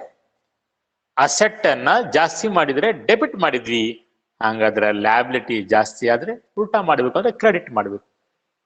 So ಅದಕ್ಕಾಗಿ ರೂಲ್ ಏನೈತಿ? ಫಸ್ಟ್ ಡೆಬಿಟ್ ಅನ್ನ ಹೇಳ್ಬೇಕು ನಾವು. Debit decrease in the liability. ಜವಾಬ್ದಾರಿಗಳು ಕಡಿಮೆ ಆದ್ರೆ ಅದನ್ನ ಡೆಬಿಟ್ ಮಾಡ್ರಿ. Debit decrease in the liability. ನಿಮ್ಮ ಸಂಸ್ಥೆಯ ಜವಾಬ್ದಾರಿಗಳು ಕಡಿಮೆ ಅಂದ್ರೆ ಯಾವುದೇ ಒಂದು ಟ್ರಾನ್ಸಾಕ್ಷನ್ ದಿಂದಾಗಿ ನಿಮ್ಮ ಸಂಸ್ಥೆಯ ಜವಾಬ್ದಾರಿಗಳು ಕಡಿಮೆ ಆದವು ಅಂತಂದ್ರೆ ಅದನ್ನ ಡೆಬಿಟ್ ಮಾಡ್ರಿ. Credit increase in the liability. ಯಾವುದೇ ಒಂದು ಟ್ರಾನ್ಸಾಕ್ಷನ್ ದಿಂದ ನಿಮ್ಮ ಸಂಸ್ಥೆಯ ಜವಾಬ್ದಾರಿಗಳು ಹೆಚ್ಚಾದ್ರೆ, ಇನ್ಕ್ರೀಸ್ ಆದ್ರೆ ಅದನ್ನ ಕ್ರೆಡಿಟ್ ಮಾಡ್ರಿ. ಆಯ್ತ್ರೆ? ಸೊ ಹೀಗೆ debit decrease in the liability, credit increase in the liability. ಈಗ ಒಂದು ಎಕ್ಸಾಂಪಲ್, ಒಂದು ಟ್ರಾನ್ಸಾಕ್ಷನ್ ತಗೊಳ್ಳಿ. ಸಪೋಸ್ ಬ್ಯಾಂಕ್ ಒಳಗಲ್ಲ, ಫ್ರೆಂಡಿನ ಕಡೆ 1 ಲಕ್ಷ ರೂಪಾಯಿ ಸಾಲ ತೆಗೆದುಕೊಂಡೇವಿ.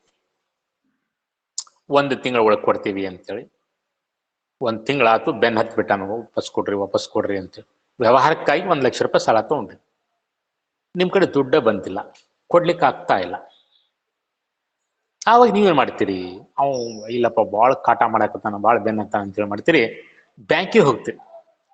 ಬ್ಯಾಂಕಿಗೆ ಹೋಗಿ 1 ಲಕ್ಷ ರೂಪಾಯಿ ಸಾಲ ತೆಗೆದುಕೊಂಡು ಆ ಫ್ರೆಂಡಿನ 1 ಲಕ್ಷ ರೂಪಾಯಿ ಸಾಲ ತೀರಿಸ್ತೀರಿ. So friends loan repaid by taking loan from Corporation Bank ₹1 lakh. ಫ್ರೆಂಡಿಗೆ ಕೊಡಬೇಕಾದಂತ 1 ಲಕ್ಷ ರೂಪಾಯಿ ಸಾಲ ತೀರಿಸಿದ್ರಿ. ಹೇಗೆ ತೀರಿಸಿದ್ರಿ? ಕಾರ್ಪೊರೇಷನ್ ಬ್ಯಾಂಕ್ ಇಂದ ಸಾಲ ತೆಗೆದುಕೊಂಡು. ಈಗ ಇದನ್ನ ರೆಕಾರ್ಡ್ ಮಾಡ್ಬೇಕು ನೋಡ್ರಿ. 2 ಲ್ಯಾಬಿಲಿಟಿಗಳು ಇಲ್ಲಿ. ಫ್ರೆಂಡ್ಸ್ ಲೋನ್ ಅದು ಲ್ಯಾಬಿಲಿಟಿ, ಬ್ಯಾಂಕ್ ಲೋನ್ ಅದು ಲ್ಯಾಬಿಲಿಟಿ. ಈಗ ಫ್ರೆಂಡ್ಸ್ ಲೋನ್ ಏನಾಗ್ತಾ ಇದೆ? ಡಿಕ್ರೀಸ್ ಆಗ್ತಾ ಇದೆ ಅಥವಾ ಇನ್ಕ್ರೀಸ್ ಆಗ್ತಾ ಇದೆ? ಸಾಲ ತೀರ್ಸಿದ್ರಿ ಅಂತಂದ್ರೆ ಜವಾಬ್ದಾರಿ ಕಡಿಮೆ ಆಯ್ತು. So friends loan account decrease ಆಯ್ತು. ಫ್ರೆಂಡ್ಸ್ ಲೋನ್ ಅಕೌಂಟ್ ಏನ್ ಮಾಡ್ಬೇಕು? ಡೆಬಿಟ್ ಮಾಡ್ಬೇಕು. ಈಗ ಬ್ಯಾಂಕ್ ಲೋನಿಗೆ ಬರೋಣ. ಮೊದ್ಲು ಬ್ಯಾಂಕ್ ಒಳಗೆ 1 ನಯ ಪೈಸೆ ನಿಮ್ ಸಾಲ ಇದ್ದಿಲ್ಲ, ಜವಾಬ್ದಾರಿ ಇದ್ದಿಲ್ಲ. ಈಗ 1 ಲಕ್ಷ ರೂಪಾಯಿ ಸಾಲ ತಗೊಂಡಿರಿ, ಹಂಗಾರ ಅಲ್ಲಿ ಜವಾಬ್ದಾರಿ ಜಾಸ್ತಿ ಆಯ್ತು. ಸೊ ಅದಕ್ಕಾಗಿ ಬ್ಯಾಂಕ್ ಲೋನ್ ಅಕೌಂಟ್ ಅನ್ನ ಕ್ರೆಡಿಟ್ ಮಾಡ್ತೀರಿ. ಅಥವಾ ಬೇರೆ ಒಂದು ಎಕ್ಸಾಂಪಲ್ ಹೇಳ್ಬೇಕಾದ್ರೆ, ಸಪೋಸ್ ಬ್ಯಾಂಕ್ ಒಳಗೆ 10 ಲಕ್ಷ ರೂಪಾಯಿ ಸಾಲ ಇತ್ತು. ಇವತ್ತು ಹೋಗಿ ನೀವು 1 ಲಕ್ಷ ರೂಪಾಯಿ ತುಂಬಿದ್ರಿ. ಹಂಗಾರೆ ಬ್ಯಾಂಕ್ ಸಾಲ ಜಾಸ್ತಿ ಆಯ್ತು, ಕಡಿಮೆ ಆಯ್ತು? ಬ್ಯಾಂಕ್ ಸಾಲ ಕಡಿಮೆ ಆಯ್ತು. ಸೊ ಹಂಗಾರೆ ಬ್ಯಾಂಕ್ ಲೋನ್ ಅಕೌಂಟ್ ಅನ್ನ ಡೆಬಿಟ್ ಮಾಡಬೇಕು.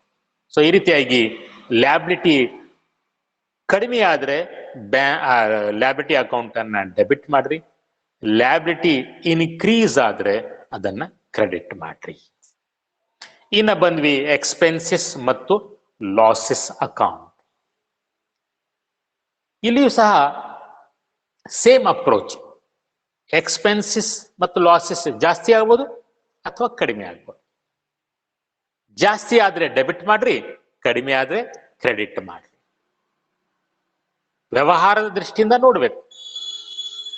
ಅದು ವ್ಯವಹಾರಕ್ಕೆ ಖರ್ಚು ಅಂತಂದ್ರೆ ಅಮೆರಿಕನ್ ಸಿಸ್ಟಮ್ ಒಳಗೆ ರೂಲ್ ಏನಿದೆ, ಖರ್ಚು ಜಾಸ್ತಿ ಆದ್ರೆ ಡೆಬಿಟ್ ಮಾಡ್ರಿ, ಖರ್ಚು ಕಡಿಮೆ ಆದ್ರೆ ಕ್ರೆಡಿಟ್ ಮಾಡ್ರಿ. ನಷ್ಟ ಜಾಸ್ತಿ ಆದ್ರೆ ಡೆಬಿಟ್ ಮಾಡ್ರಿ, ನಷ್ಟ ಕಡಿಮೆ ಆದ್ರೆ ಕ್ರೆಡಿಟ್ ಮಾಡ್ರಿ ಅಂತ ಹೇಳ್ತಾ ಇದ್ವಿ. ಸೊ ಅದಕ್ಕಾಗಿ ಉದಾಹರಣೆ ಒಂದು ನೋಡೋಣ ಇಲ್ಲಿ. ಸಪೋಸ್ ಫಾರ್ ಎಕ್ಸಾಂಪಲ್, ನೀವು ಇಲ್ಲಿವರೆಗೆ ಪ್ರತಿ ತಿಂಗಳ 1,000 ರೂಪಾಯಿ ಬಾಡಿಗೆ ಪೇಮೆಂಟ್ ಮಾಡ್ತಾ ಇದ್ದೀರಿ, 10 ತಿಂಗಳ ಬಾಡಿಗೆ ಪೇಮೆಂಟ್ ಮಾಡಿದಿರಿ. ಟೋಟಲ್ ಎಷ್ಟು ಪೇಮೆಂಟ್ ಮಾಡ್ದಂಗಾಯ್ತು? 10,000 ರೂಪಾಯಿ ಪೇಮೆಂಟ್ ಮಾಡ್ದಂಗಾಯ್ತು. ಈ ತಿಂಗಳ ಮತ್ತೆ 1,000 ರೂಪಾಯಿ ಪೇಮೆಂಟ್ ಮಾಡ್ತೀವಿ ರೆಂಟ್.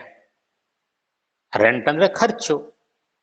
ಹಂಗಾರ ಖರ್ಚು ಜಾಸ್ತಿ ಆಯ್ತು ಕಡಿಮೆ ಆಯ್ತು? 10,000 ರೂಪಾಯಿ ಇತ್ತು ಮೊದಲು ಟೋಟಲ್ ಬಾಡಿಗೆ ಕೊಟ್ಟಿದ್ದು, ಈ 1,000 ರೂಪಾಯಿ ಸೇರಿಸಿದ್ರೆ 11,000 ರೂಪಾಯಿ ಆಯ್ತು. So increase in the expenses. ಹಂಗಾರೆ ಏನ್ ಮಾಡಬೇಕು? ರೆಂಟ್ ಅಕೌಂಟ್ ಅನ್ನ ಡೆಬಿಟ್ ಮಾಡಬೇಕು. ಅಥವಾ ಸಪೋಸ್ ಇಲ್ಲಿವರೆಗೆ ನೀವು 1 ನಯ ಪೈಸಾ ಇಂಟ್ರೆಸ್ಟ್ ಯಾರಿಗೂ ಕೊಟ್ಟಿದ್ದಿಲ್ಲ, ಇವತ್ತು ನೀವು ಬ್ಯಾಂಕಿಗೆ ಹೋಗಿ 5,000 ರೂಪಾಯಿ ಇಂಟ್ರೆಸ್ಟ್ ಅನ್ನ ಪೇಮೆಂಟ್ ಮಾಡಿದ್ರಿ ಲೋನ್ ಮೇಲೆ. ಇಲ್ಲಿವರೆಗೆ 0 ಇತ್ತು, ಇಂಟ್ರೆಸ್ಟ್ ಯಾರಿಗೂ ಏನು ಕೊಟ್ಟಿದ್ದಿಲ್ಲ. ಇವತ್ತು 5,000 ರೂಪಾಯಿ ಇಂಟ್ರೆಸ್ಟ್ ಅನ್ನು ಪೇಮೆಂಟ್ ಮಾಡಿದ್ರೆ ಎಕ್ಸ್ಪೆನ್ಸ್ ಇನ್ಕ್ರೀಸ್ ಆಯ್ತು. ಸೊ ಹಂಗಾರ ಇಂಟ್ರೆಸ್ಟ್ ಅಕೌಂಟ್ ಅನ್ನ ಡೆಬಿಟ್ ಮಾಡಬೇಕು. ಅದೇ ತರ ಲಾಸ್ ಇನ್ಕ್ರೀಸ್ ಆದ್ರೆ ಡೆಬಿಟ್ ಮಾಡಬೇಕು. ಇನ್ನ ಎಕ್ಸ್ಪೆನ್ಸಸ್ ಕಡಿಮೆ ಆದ್ರೆ ಅದನ್ನ ಕ್ರೆಡಿಟ್ ಮಾಡಿ. ಲಾಸಸ್ ಕಡಿಮೆ ಆದ್ರೆ ಅದನ್ನ ಕ್ರೆಡಿಟ್ ಮಾಡಿ. ಅಂದ್ರೆ ಸಪೋಸ್ ಫಾರ್ ಎಕ್ಸಾಂಪಲ್, ನೀವು ರೆಂಟ್ ಅನ್ನ ಕೊಟ್ರಿ 1,000 ರೂಪಾಯಿ. ಆ ಅಂಗಡಿ ಮಾಲೀಕ ಬಂದು ಏನಂದ? 1,000 ರೂಪಾಯಿ ಕೊಟ್ರಿ, 1,000 ರೂಪಾಯಿ ಖರ್ಚನ್ನು ತೋರಿಸಿದ್ರಿ. ಅಂಗಡಿ ಮಾಲೀಕ ಬಂದು ಏನ್ ಹೇಳ್ದ? ಬ್ಯಾಡ ತೋಳ್ರಿ, ಈ ವರ್ಷ ಕೋವಿಡ್ ಇರೋದ್ರಿಂದ ನಿಮ್ಗೂ ಬಿಸ್ನೆಸ್ ಸರಿಯಾಗಿ ಆಗಿಲ್ಲ, ಲಾಸ್ ಆಗ್ತಾ ಇದೆ, ನಾನು ನಿಮ್ಮ ಬಾಡಿಗೆಯನ್ನ ಕಡಿಮೆ ಮಾಡ್ತೀನಿ, ಈ ತಿಂಗಳಿಂದ 200 ರೂಪಾಯಿ ವಾಪಸ್ ತಗೊಳ್ರಿ ಅಂತ. ಖರ್ಚು ಜಾಸ್ತಿ ಆಯ್ತು ಕಡಿಮೆ ಆಯ್ತು? ಕಡಿಮೆ ಆಯ್ತು. ಸೊ ಇದನ್ನ ನಾವು ಕ್ರೆಡಿಟ್ ಮಾಡ್ಬೇಕಾಗ್ತಿತ್ತು, 200 ರೂಪಾಯಿಯನ್ನ ಕ್ರೆಡಿಟ್ ಮಾಡ್ಬೇಕಾಗ್ತಿತ್ತು. ಅದೇ ತರ ಸಪೋಸ್ ಬೆಂಕಿ ಒಳಗ ಸರಕುಗಳು ಸುಟ್ಟು ಹೋಗ್ಬಿಟ್ಟು 5,000 ರೂಪಾಯಿ ಲಾಸ್ ಆಯ್ತು. ಲಾಸ್ ಆಯ್ತು ಅಂದ್ರೆ ಲಾಸ್ ಇನ್ಕ್ರೀಸ್ ಆಯ್ತು, ಡೆಬಿಟ್ ಮಾಡಿದ್ರಿ. ಆಮೇಲೆ ಇನ್ಶೂರೆನ್ಸ್ ಕಂಪನಿಯಿಂದ 2,000 ರೂಪಾಯಿ ವಾಪಸ್ ಬಂತು. ಟೋಟಲ್ ಲಾಸ್ ಆಗಿದೆ 5,000 ರೂಪಾಯಿ, ಅದನ್ನ ಡೆಬಿಟ್ ಮಾಡಿದ್ವಿ. 1 ತಿಂಗಳಾದ ನಂತರ ಇನ್ಶೂರೆನ್ಸ್ ಕಂಪನಿಯಿಂದ 2,000 ರೂಪಾಯಿ ವಾಪಸ್ ಬಂತು, ಹಂಗೆ ಲಾಸ್ ಡಿಕ್ರೀಸ್ ಆಯ್ತು. ಈಗ 2,000 ರೂಪಾಯಿ ನಾವು ಏನ್ ಮಾಡಬೇಕು? ಲಾಸ್ ಅಕೌಂಟಿಗೆ ಕ್ರೆಡಿಟ್ ಮಾಡಬೇಕು. ಸೊ ಈ ತರ ಎಕ್ಸ್ಪೆನ್ಸಸ್ ಮತ್ತು ಲಾಸಸ್ ಒಳಗೆ debit increase in the expenses and losses, credit decrease in the expenses and losses ಅನ್ನ ಮಾಡಬೇಕು. Next income and gain. Income and gain ನೋಡ್ರಿ, ಒಂದು ರೂಲ್ ನಿಮ್ಗೆ ನೆನಪಾದ್ರೆ ಮತ್ತೊಂದು ರೂಲ್ ಈಸಿಯಾಗಿ ನೀವು ಕೋರಿಲೇಟ್ ಮಾಡ್ಬೋದು. ಅಸೆಟ್ಸ್ ಒಳಗೆ ಏನ್ ರೂಲ್ ಅದಾವ? ಅವ ಅಪೋಸಿಟ್ ಲಯಬಿಲಿಟಿಗೆ ಅದಾವ. ಅದೇ ತರ ಎಕ್ಸ್ಪೆನ್ಸಸ್ ಅಕೌಂಟ್ ಒಳಗೆ ಏನ್ ರೂಲ್ ಅದಾವ? ಅವ ಅಪೋಸಿಟ್ ಇನ್ಕಮ್ ಒಳಗೆ. ಎಕ್ಸ್ಪೆನ್ಸಸ್ ಅಕೌಂಟ್ ಒಳಗೆ ಎಕ್ಸ್ಪೆನ್ಸಸ್ ಇನ್ಕ್ರೀಸ್ ಆದ್ರೆ ಡೆಬಿಟ್ ಮಾಡ್ತಾ ಇದ್ದೀರಿ. ಹಂಗಾರ ಇನ್ಕಮ್ ಒಳಗ ಇನ್ಕಮ್ ಇನ್ಕ್ರೀಸ್ ಆದ್ರೆ ಏನ್ ಮಾಡಬೇಕು? ಕ್ರೆಡಿಟ್ ಮಾಡಬೇಕು. ಸೊ ಅದಕ್ಕಾಗಿ ರೂಲ್ ಏನ್ರಪ್ಪ? ಇನ್ಕಮ್ ಅಕೌಂಟಿಗೆ debit decrease in the income, credit increase in the income. ನಿಮ್ಮ ಇನ್ಕಮ್ ಜಾಸ್ತಿ ಆದ್ರೆ, ಸಂಸ್ಥೆಯ ಇನ್ಕಮ್ ಜಾಸ್ತಿ ಆದ್ರೆ, ಸಂಸ್ಥೆಯ ದೃಷ್ಟಿಯಿಂದ ನೋಡಿದಾಗ ಇನ್ಕಮ್ ಜಾಸ್ತಿ ಆದ್ರೆ ಕ್ರೆಡಿಟ್ ಮಾಡಬೇಕು, ಇನ್ಕಮ್ ಕಡಿಮೆ ಆದ್ರೆ ಅದನ್ನ ಡೆಬಿಟ್ ಮಾಡಬೇಕು. Suppose for example, interest received ₹5,000. ಯಾರಿಗೂ ಏನೋ ಸಾಲ ಕೊಟ್ಟಿದ್ರು, ಏನೋ ಆಗಿತ್ತು, ಬಟ್ ನಿಮ್ಗೆ ಇಂಟ್ರೆಸ್ಟ್ ಬಂತ್ರಪ್ಪ ನಿಮ್ಮ ವ್ಯವಹಾರಕ್ಕೆ, ಇನ್ಕಮ್ ಜಾಸ್ತಿ ಆಯ್ತು. ಸೊ ಅದಕ್ಕಾಗಿ ಇಂಟ್ರೆಸ್ಟ್ ಅಕೌಂಟ್ ಅನ್ನ ನೀವು ಕ್ರೆಡಿಟ್ ಮಾಡಿ. ಅಥವಾ ನಿಮ್ಮ ಸಂಸ್ಥೆಯ ಒಂದು ಕಾರನ್ನ ಬಾಡಿಗೆ ಕೊಟ್ಟಿದ್ರಿ, ರೆಂಟ್ ಬಂತು 2,000 ರೂಪಾಯಿ, ಇನ್ಕಮ್ ಜಾಸ್ತಿ ಆಯ್ತು. ಸೊ ಆ ರೆಂಟ್ ಆಫ್ ಕಾರ್ ಅಕೌಂಟ್ ಅನ್ನ ಕ್ರೆಡಿಟ್ ಮಾಡಬೇಕು. ಸೊ ಈ ತರ ಯಾವುದೇ ಒಂದು ಆದಾಯ ಬಂದ್ರೆ ಇನ್ಕ್ರೀಸ್ ಆಗ್ತೈತಿ ಆದಾಯ. ಸೊ ಇನ್ಕಮ್ ಅಕೌಂಟ್ ಅನ್ನ ಕ್ರೆಡಿಟ್ ಮಾಡಬೇಕು. ಅದು ಕಡಿಮೆ ಆದ್ರೆ ಡೆಬಿಟ್ ಮಾಡಬೇಕು. ಇನ್ನ ಕ್ಯಾಪಿಟಲ್ ಅಕೌಂಟಿಗೆ ಬರೋಣ. ಕ್ಯಾಪಿಟಲ್ ಅಕೌಂಟ್ ಒಳಗೆ ಜಾಸ್ತಿ ಟ್ರಾನ್ಸಾಕ್ಷನ್ ಆಗೋದಿಲ್ಲ, ಯಾವಾಗಾದ್ರೂ ಒಮ್ಮೆ ಆಗ್ತಾವೆ. ಸೊ ಅದಕ್ಕೆ ರೂಲ್ ಏನಿದ್ರಪ್ಪ ಅಂತಂದ್ರೆ, ಯಾವುದೇ ಒಂದು ಟ್ರಾನ್ಸಾಕ್ಷನ್ ದಿಂದ ಕ್ಯಾಪಿಟಲ್ ಡಿಕ್ರೀಸ್ ಆದ್ರೆ ಡೆಬಿಟ್ ಮಾಡ್ರಿ, ಕ್ಯಾಪಿಟಲ್ ಇನ್ಕ್ರೀಸ್ ಆದ್ರೆ ಕ್ರೆಡಿಟ್ ಮಾಡ್ರಿ. So debit decrease in the capital, ಆಮೇಲೆ credit increase in the capital. ಉದಾಹರಣೆಗೆ ಇವತ್ತು ಮಾಲೀಕ 10 ಲಕ್ಷ ರೂಪಾಯಿ ಬಂಡವಾಳವನ್ನ ಹಾಕಿದ ಬಿಸ್ನೆಸ್ ಒಳಗೆ. ಮೊದಲು ಒಂದು 5 ಲಕ್ಷ ರೂಪಾಯಿ ಬಂಡವಾಳ ಇತ್ತು, ಮತ್ತೆ 10 ಲಕ್ಷ ರೂಪಾಯಿ ಬಂಡವಾಳ ಹಾಕಿದ. ಹಂಗಾರೆ ಬಂಡವಾಳ ಜಾಸ್ತಿ ಆಯ್ತು ಕಡಿಮೆ ಆಯ್ತು? ಬಂಡವಾಳ ಜಾಸ್ತಿ ಆಯ್ತು, ಇನ್ಕ್ರೀಸ್ ಆಯ್ತು, ಕ್ರೆಡಿಟ್ ಮಾಡಬೇಕು. ಸಪೋಸ್ ಒಂದು ವರ್ಷ ಆದ ನಂತರ ಅದೇ ಮಾಲೀಕ ಒಂದು 2 ಲಕ್ಷ ರೂಪಾಯಿ ಬಂಡವಾಳ ವಾಪಸ್ ತಕೊಂಡ, ಬಂಡವಾಳ ಕಡಿಮೆ ಆಯ್ತು, ಸೊ ಆವಾಗ ಅದನ್ನ ಡೆಬಿಟ್ ಮಾಡಿ. ಸೊ ಹೀಗಾಗಿ if any transaction leads to decrease in the capital, then capital account should be debited. It leads to increase in the capital, then capital account has to be credited. So ಇವು American system ಪ್ರಕಾರ ಇರುವಂಥ ರೂಲ್ಸ್ಗಳು. ಇನ್ನು ನಾವು ಕೆಲವೊಂದು journal ಎಂಟ್ರೀಸ್ಗಳನ್ನು ನೋಡೋಣ.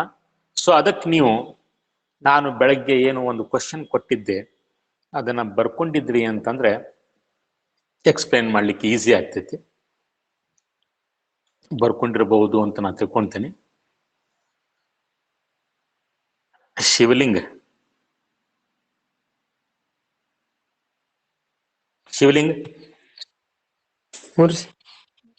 ಇದು ಬರ್ಕೊಂಡೇನು question? Sir ಬರ್ಕೊಂಡ ಕ್ವಶನ್ ಬರ್ಕೊಂಡಿಯಾ? ರೆಡಿ ಐತಿ ನಿನ್ ಮುಂದ್ಗಡೆ? ಹಂಗಾರೆ ಸರ್ ಇನ್ನೊಂದ್ ಸ್ವಲ್ಪ ಅಲ್ಲ, ಫಸ್ಟ್ ಟ್ರಾನ್ಸಾಕ್ಷನ್ ಓದ್ ಸಾಕು ನೋಡೋಣ. ಚಾಲು ಮಾಡಿ, ವಿಡಿಯೋ ಚಾಲು ಮಾಡಿ.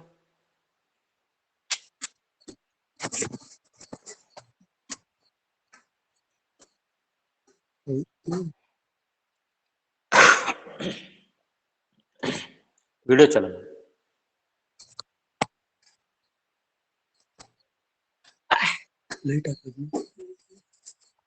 ಏನು ಫಸ್ಟ್ ಟ್ರಾನ್ಸಾಕ್ಷನ್ ಏನಿತ್ತು? General the following transaction in the books of share Ramesh. Journalise. ಅದು ಏನು? ಜರ್ನಲೈಸ್ ಜರ್ನಲ್ ಅಲ್ಲ, journalise the following transactions in the books of Ramesh. Means here Ramesh is the owner of the business. You have to record the transactions in the books of the account of the Ramesh. ಅಂದ್ರೆ ರಮೇಶನ books of account ಒಳಗಲ್ಲ, ಅವನ ವ್ಯವಹಾರದ ಲೆಕ್ಕದ ಪುಸ್ತಕದಲ್ಲಿ ನೀವು record ಮಾಡಬೇಕು. ಹೌದಾ? ಹಾಗಾದ್ರೆ ಮೊದಲನೇ ಟ್ರಾನ್ಸಾಕ್ಷನ್ ಏನಿದೆ? ಆಮೇಲೆ ಡೇಟ್ ಏನೇನಿದೆ ಹೇಳಪ್ಪ. 2017 ಜನವರಿ ಸರ್. ಜನವರಿ 1ನೇ ತಾರೀಕು. ಓಕೆ, ಹ, ಜನವರಿ 1ನೇ ತಾರೀಕಿಗೆ ಏನು ಟ್ರಾನ್ಸಾಕ್ಷನ್ ಓದ್ ನೋಡೋಣ. Start business with cash RS 50,000 sir. Bank balance RS 20,000 rupees sir. Rupees ಅಂತ 25,000. 25,000 ರೂಪಾಯಿ. 25,000 ರೂಪಾಯಿ. Okay. So business started with cash rupees ಎಷ್ಟು? 50,000. 50,000. And bank balance 25,000. 25,000. ಓಕೆ, ನೋಡ್ರಿ. ಸೊ ಇಲ್ಲಿ ಟ್ರಾನ್ಸಾಕ್ಷನ್ ಏನಿದೆಯಪ್ಪ ಅಂತಂದ್ರೆ, A business is started with cash. Amount ಹೆಚ್ಚು ಕಡಿಮೆ ಆಗ್ಬೋದು, ಯಾಕಂದ್ರೆ ನನ್ನ ಕಡೆ ಇಲ್ಲಿ ಕ್ವಶನ್ ಇಲ್ಲ. 50,000 rupees with cash rupees 50,000 and bank balance rupees 25,000. So ಇದು ಒಂದು ಟ್ರಾನ್ಸಾಕ್ಷನ್. ಈಗ ಇದನ್ನ ನಾವು ಜರ್ನಲ್ ಎಂಟ್ರಿಯನ್ನ ಪಾಸ್ ಮಾಡಬೇಕು. ಸೊ ಜರ್ನಲ್ ಎಂಟ್ರಿ ಪಾಸ್ ಮಾಡೋ ಸಲುವಾಗಿ ಒಂದು ಪ್ರೊಸೀಜರ್ ಇದೆ. ಏನು ಅದನ್ನ మనం ತಿಳ್ಕೊಳ್ಳೋಣ. ಇವತ್ತು ಮೋಸ್ಟ್ಲಿ ಒಂದು ಪೂರ್ತಿ ಆಗ್ಲಿಕ್ಕಿಲ್ಲ. ಇವತ್ತು ಎಷ್ಟು ಆಗ್ತೈತೆ ಅಷ್ಟು ಟ್ರಾನ್ಸಾಕ್ಷನ್ ಮಾಡಿ ಸೋಮವಾರ ಒಂದಿನ ಒಂದು ಜರ್ನಲ್ ಪ್ರಾಬ್ಲಮ್ ಮಾಡಿ ನಂತರ ನಾವು ಸೆಕೆಂಡ್ ಇಯರ್ಗೆ ಶಿಫ್ಟ್ ಮಾಡೋಣ. ಸೊ ಇಲ್ಲಿ ಯಾವ್ಯಾವ ಫಸ್ಟ್ ಇದು ಸ್ಟೆಪ್ ಏನು, ಪ್ರೊಸೀಜರ್ ಏನು? ಟ್ರಾನ್ಸಾಕ್ಷನ್ ಓದಿದ ತಕ್ಷಣ ನಾವು ಅದನ್ನ ವಿಶ್ಲೇಷಣೆ ಮಾಡ್ತೀವಿ. ವಿಶ್ಲೇಷಣೆ ಮಾಡಿ ಏನ್ ಮಾಡ್ಬೇಕು? ಮೊದಲಿಗೆ ಅದ್ರೊಳಗೆ ಯಾವ್ಯಾವ ಅಕೌಂಟ್ ಒಳಗೊಂಡಿದಾವ ನೋಡ್ಕೋಬೇಕು. ನಿಮ್ಗೂ ಗುರ್ತಿರೋ ಹಾಗೆ ಪ್ರತಿಯೊಂದು ಟ್ರಾನ್ಸಾಕ್ಷನ್ ಒಳಗ ಮಿನಿಮಮ್ 2 ಅಕೌಂಟ್ ಇದ್ದೇ ಇರ್ತಾವ. Minimum 2 account. ಒಂದೇ ಅಕೌಂಟ್ ಅಂತ ಇರ್ಲಿಕ್ಕೆ ಸಾಧ್ಯನೇ ಇಲ್ಲ, 2 ಅಕೌಂಟ್ ಬರಲೇಬೇಕು ಮಿನಿಮಮ್. ಕೆಲವೊಮ್ಮೆ ಜಾಸ್ತಿನೇ ಇರ್ತಾವೆ, 2, 3, 4 ಹೀಗೂ ಇರ್ತಾವೆ. ಮಿನಿಮಮ್ ಎಷ್ಟು? 2 ಅಕೌಂಟ್. ಅಂದ್ರೆ ಪ್ರತಿಯೊಂದು ಟ್ರಾನ್ಸಾಕ್ಷನ್ ಕನಿಷ್ಠ 2 ಖಾತೆಗಳ ಮೇಲೆ ಪರಿಣಾಮ ಬೀರುತ್ತದೆ. ಹೀಗಾಗಿ 2 ಅಕೌಂಟ್ ಬರಲೇಬೇಕು, ಬಂದೇ ಯಾವ್ದೇ ಟ್ರಾನ್ಸಾಕ್ಷನ್ ತಗೊಳ್ರಿ, ಪ್ರತಿಯೊಂದು ಟ್ರಾನ್ಸಾಕ್ಷನ್ ಒಳಗ 2 ಅಕೌಂಟ್ ಇದ್ದೇ ಇರ್ತಾವ. ಅದನ್ನ ನಾವು ಕಂಡುಹಿಡಿಬೇಕು. ಫಸ್ಟೇ ಅದನ್ನ ಐಡೆಂಟಿಫೈ ಮಾಡಬೇಕು. What are those accounts? ಇಲ್ಲಿ ಕೇವಲ 2 ಅಕೌಂಟ್ ಇಲ್ಲ, ಇಲ್ಲಿ 3 ಅಕೌಂಟ್ ಅದಾವ. ನಾ ಹೇಳಿದ್ದಿಲ್ಲ, ಮಿನಿಮಮ್ 2, 2ಕ್ಕಿಂತ ಜಾಸ್ತಿ ಇರ್ತಾವ. ಇಲ್ಲಿ 3 ಅಕೌಂಟ್ ಅದಾವ. ಒಂದೇದು ಯಾವುದು? Cash account. ಎರಡನೇದು ಯಾವುದು? ಬ್ಯಾಂಕ್ ಅಕೌಂಟ್, ಬ್ಯಾಂಕ್ ಬ್ಯಾಲೆನ್ಸ್ ಅಂತ ಹೇಳಾಕ್ತಾನೆ, ಬ್ಯಾಂಕ್ ಅಕೌಂಟ್. ಮೂರನೇದ್ದು ಹಿಡನ್ ಇದೆ, ನಾವು ತಿಳ್ಕೋಬೇಕು, ಯಾಕಂದ್ರೆ ಇದು ಓಪನಿಂಗ್ ಎಂಟ್ರಿ, ಇದು ಫಸ್ಟ್ ಎಂಟ್ರಿ. ಸೊ ಇಲ್ಲಿ ಹಂಗಾರ ಮೂರನೇದು ಕ್ಯಾಪಿಟಲ್ ಅಕೌಂಟ್. ಅಂದ್ರೆ ಇದೇನು ಹೊಸ ಬಿಸ್ನೆಸ್ ಅಲ್ಲ, ಹಳೆ ಬಿಸ್ನೆಸ್ ಇರಬಹುದು. ಈ ವರ್ಷದ ಅಕೌಂಟಿಂಗ್ ಇಯರ್ ಅನ್ನ ಸ್ಟಾರ್ಟ್ ಮಾಡಿದಾನ. ಈ ವರ್ಷ ಅಕೌಂಟಿಂಗ್ ಇಯರ್ ಸ್ಟಾರ್ಟ್ ಮಾಡಿದಾಗ ಅವನ್ ಕೈ ಒಳಗ 50,000 ರೂಪಾಯಿ ಕ್ಯಾಶ್ ಐತಿ, ಬ್ಯಾಂಕ್ ಒಳಗೆ 25,000 ರೂಪಾಯಿ ಕ್ಯಾಶ್ ಐತಿ. ಈಗ ಅದನ್ನ ನಾವು ಬುಕ್ಸ್ ಆಫ್ ಅಕೌಂಟ್ ಒಳಗೆ ತಗೊಂತೀವಿ, ಅದಕ್ಕೆ ನಾವು ಓಪನಿಂಗ್ ಎಂಟ್ರಿ ಅಂತ ಕರಿತೀವಿ. ಸೊ ಹಾಗಾದ್ರೆ ಇಲ್ಲಿ 3 ಅಕೌಂಟ್ಸ್ ಬರ್ತಾವ. ಒಂದು ಕ್ಯಾಪಿಟಲ್ ಅಕೌಂಟು, ಎರಡನೇದ್ದು ಕ್ಯಾಶ್ ಅಕೌಂಟು, ಮೂರನೇದ್ದು ಬ್ಯಾಂಕ್ ಅಕೌಂಟ್. ಈಗ ಏನ್ ಮಾಡ್ಬೇಕು? ಕ್ಯಾಪಿಟಲ್ ಅಕೌಂಟ್ ಕ್ಯಾಟಗರಿ ಒಳಗೆ ಬಂತು. ಕ್ಯಾಶ್ ಅಕೌಂಟ್ ಅಸೆಟ್ ಇದು, ಸೊ ಅದಕ್ಕಾಗಿ ಇದು ಸಹ ಅಸೆಟ್ ಅಕೌಂಟ್ ಕ್ಯಾಟಗರಿ ಒಳಗೆ ಬಂತು. ಬ್ಯಾಂಕ್ ಇದು ಅಸೆಟ್, ಬ್ಯಾಂಕ್ ಬ್ಯಾಲೆನ್ಸ್ ಅಂದ್ರೆ ಅಸೆಟ್, ಸೊ ಇದು ಸಹ ಅಸೆಟ್ ಅಕೌಂಟ್ ಒಳಗೆ ಬಂತು. ಫಸ್ಟಿಗೆ ನಾವು ಮಾಡಬೇಕು, ಯಾವ್ಯಾವ ಅಕೌಂಟ್ ಅದಾವ ಅಂತ ಹೇಳಿ ತಿಳ್ಕೋಬೇಕು, ಐಡೆಂಟಿಫೈ ಮಾಡಬೇಕು. ನಂತರ ಆ ಅಕೌಂಟ್ಗಳನ್ನ ಕ್ಯಾಟಗರೈಸ್ ಮಾಡಬೇಕು, ವರ್ಗೀಕರಣ ಮಾಡಬೇಕು. ಯಾವ ಕ್ಯಾಟಗರಿ ಒಳಗೆ ಬರ್ತಾವ? ಕ್ಯಾಪಿಟಲ್ ಅಕೌಂಟ್ ಕ್ಯಾಟಗರಿ ಒಳಗೆ ಬಂತು. ಕ್ಯಾಶ್ ಅಕೌಂಟ್ ಅಸೆಟ್ ಅಕೌಂಟ್ ಒಳಗೆ ಬಂತು. ಬ್ಯಾಂಕ್ ಅಕೌಂಟ್ ಅಸೆಟ್ಸ್ ಅಕೌಂಟ್ ಒಳಗೆ ಬಂತು. ಹಾಗಾದ್ರೆ ಅಸೆಟ್ಸ್ ಅಕೌಂಟ್ ರೂಲ್ ಏನಿದೆ? Debit increase in the asset. ಈ ವರ್ಷ ಬುಕ್ಸ್ ಆಫ್ ಅಕೌಂಟ್ ಅನ್ನ ಓಪನ್ ಮಾಡಿದಾಗ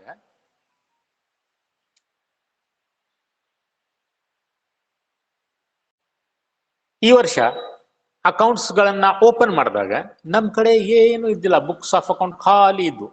ಈಗ ನಾವು ಹೋದ ವರ್ಷದ ಬ್ಯಾಲೆನ್ಸ್ ಅನ್ನ ಬುಕ್ಸ್ ಆಫ್ ಅಕೌಂಟ್ ಒಳಗೆ ತಗೊಳ್ತಾ ಇದೀವಿ, ಕ್ಯಾಶ್ ಅನ್ನ ಬುಕ್ಸ್ ಆಫ್ ಅಕೌಂಟ್ ಒಳಗೆ ತಗೊಳ್ತಾ ಇದೀವಿ, ಬ್ಯಾಂಕ್ ಬ್ಯಾಲೆನ್ಸ್ ಅನ್ನ ಬುಕ್ಸ್ ಆಫ್ ಅಕೌಂಟ್ ಒಳಗೆ ತಗೊಳ್ತಾ ಇದೀವಿ.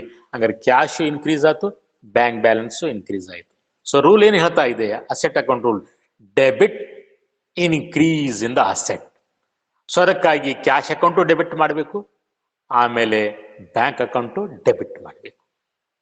ಇನ್ನು ಕ್ಯಾಪಿಟಲ್ಗೆ ರೂಲ್ ಕ್ಯಾಪಿಟಲ್ ಅಕೌಂಟ್ ರೂಲಿಗೆ, ಕ್ಯಾಪಿಟಲ್ ಅಕೌಂಟ್ ರೂಲ್ ಏನ್ ಹೇಳ್ತಾ ಇದೆ? Debit decrease in the capital, credit increase in the capital. So ಇವತ್ತು ಬುಕ್ಸ್ ಆಫ್ ಅಕೌಂಟ್ ಓಪನ್ ಮಾಡಿದಾಗ ಕ್ಯಾಪಿಟಲ್ ಅಕೌಂಟ್ ಒಳಗೆ ಏನೂ ಇದ್ದಿಲ್ಲ. ಈಗ ಹೋದ ವರ್ಷದ balance capital books of account ಒಳಗೆ ತಗೊಂಡ್ವಿ, ಹಂಗಾರೆ ಕ್ಯಾಪಿಟಲ್ ಇನ್ಕ್ರೀಸ್ ಆಯ್ತು, ಡಿಕ್ರೀಸ್ ಆಯ್ತು? ಕ್ಯಾಪಿಟಲ್ ಇನ್ಕ್ರೀಸ್ ಆಯ್ತು. ಸೊ ರೂಲ್ ಏನಿದೆ capital account rule? Debit decrease in the capital, credit increase in the capital. So ಈಗ ರೂಲ್ ಅನ್ನ ಅಪ್ಲೈ ಮಾಡಿದ್ವಿ. ಸೊ ರೂಲ್ ಅಪ್ಲೈ ಮಾಡಿದ ನಂತರ ಜರ್ನಲ್ ಎಂಟ್ರಿಯನ್ನ ಕನ್ಸ್ಟ್ರಕ್ಟ್ ಮಾಡಿದ್ವಿ. ಹಂಗಾರೆ ಯಾವ ಅಕೌಂಟ್ ಡೆಬಿಟ್ ಆಗ್ತಾ ಇದೆ ಇಲ್ಲಿ? ಅಸೆಟ್ ಅಕೌಂಟಿನ ಅಸೆಟ್ ಅಕೌಂಟ್ ರೂಲಿನ ಪ್ರಕಾರ ಕ್ಯಾಶ್ ಅಕೌಂಟ್ ಡೆಬಿಟ್ ಆಗ್ತಾ ಇದೆ, ಬ್ಯಾಂಕ್ ಅಕೌಂಟ್ ಡೆಬಿಟ್ ಆಗ್ತಾ ಇದೆ. ಸೊ ಕ್ಯಾಶ್ ಅಕೌಂಟ್ ಡೆಬಿಟ್ ಮಾಡ್ರಿ, ಬ್ಯಾಂಕ್ ಅಕೌಂಟ್ ಡೆಬಿಟ್ ಮಾಡ್ರಿ. ಕ್ಯಾಪಿಟಲ್ ಅಕೌಂಟ್ ರೂಲಿನ ಪ್ರಕಾರ ಕ್ಯಾಪಿಟಲ್ ಅಕೌಂಟ್ ಕ್ರೆಡಿಟ್ ಆಗ್ತಾ ಇದೆ, ಹಾಗಾದ್ರೆ ಕ್ಯಾಪಿಟಲ್ ಅಕೌಂಟ್ ಅನ್ನು ಕ್ರೆಡಿಟ್ ಮಾಡ್ರಿ. ಜರ್ನಲ್ ಎಂಟ್ರಿ ಕನ್ಸ್ಟ್ರಕ್ಟ್ ಮಾಡುವಾಗ ಯಾವಾಗಲೂ ಯಾವ ಅಕೌಂಟ್ ಡೆಬಿಟ್ ಆಗ್ತಾವ ಫಸ್ಟ್ ಅವು ತಗೋಬೇಕು. ಸೊ ಅದಕ್ಕಾಗಿ ಜರ್ನಲ್ ಎಂಟ್ರಿ ಏನಾಗ್ತೈತಿ? Cash account debtor 50,000 debit column ಒಳಗೆ, bank account debtor 25,000 rupees debit column ಒಳಗೆ, ಟು ಕ್ಯಾಪಿಟಲ್ ಅಕೌಂಟ್ ಎರಡು ಟೋಟಲ್ ಮಾಡಿ 75,000. ಇನ್ನ ಕೆಳಗಡೆ ಬ್ರಾಕೆಟ್ ಒಳಗೆ ನರೇಶನ್ ಬರಬೇಕು, for opening entry, for opening entry. So ಈ ರೀತಿ ಉಳಿದ ಟ್ರಾನ್ಸಾಕ್ಷನ್ಸ್ ಗಳನ್ನ ನಾವು ಏನ್ ಮಾಡೋಣ, ಮುಂದಿನ ಕ್ಲಾಸ್ ಒಳಗೆ 1-2 ಪ್ರಾಬ್ಲಮ್ನ ಸಾಲ್ವ್ ಮಾಡೋಣ ಅಂತ ಸಾಲ್ವ್ ಮಾಡಿ ಸೆಕೆಂಡ್ ಇಯರ್ ಸಿಲೆಬಸ್ಸಿಗೆ ನಾವು ಶಿಫ್ಟ್ ಮಾಡೋಣ. ಸೊ ಯಾರಾದರೂ ಏನಾದರೂ ಡೌಟ್ಸ್ಗಳನ್ನು ಕೇಳಬೇಕಾದ್ರೆ ನೀವು ನಿಮ್ಮ ಚಾಟ್ ಬಾಕ್ಸ್ ಒಳಗೆ ಅಥವಾ ನಿಮ್ಮ ವಿಡಿಯೋ ಆನ್ ಮಾಡಿಕೊಂಡು ನಿಮ್ಮ ಡೌಟ್ಸ್ಗಳನ್ನು ಕೇಳಬಹುದು. ಕೇಳೋದಿದ್ರೆ, ಇಲ್ಲ ಅಂತಂದರೆ 1 ನಿಮಿಷ ವೇಟ್ ಮಾಡಿ ನಾನು ಈ ಕ್ಲಾಸನ್ನು ಎಂಡ್ ಮಾಡ್ತೀನಿ.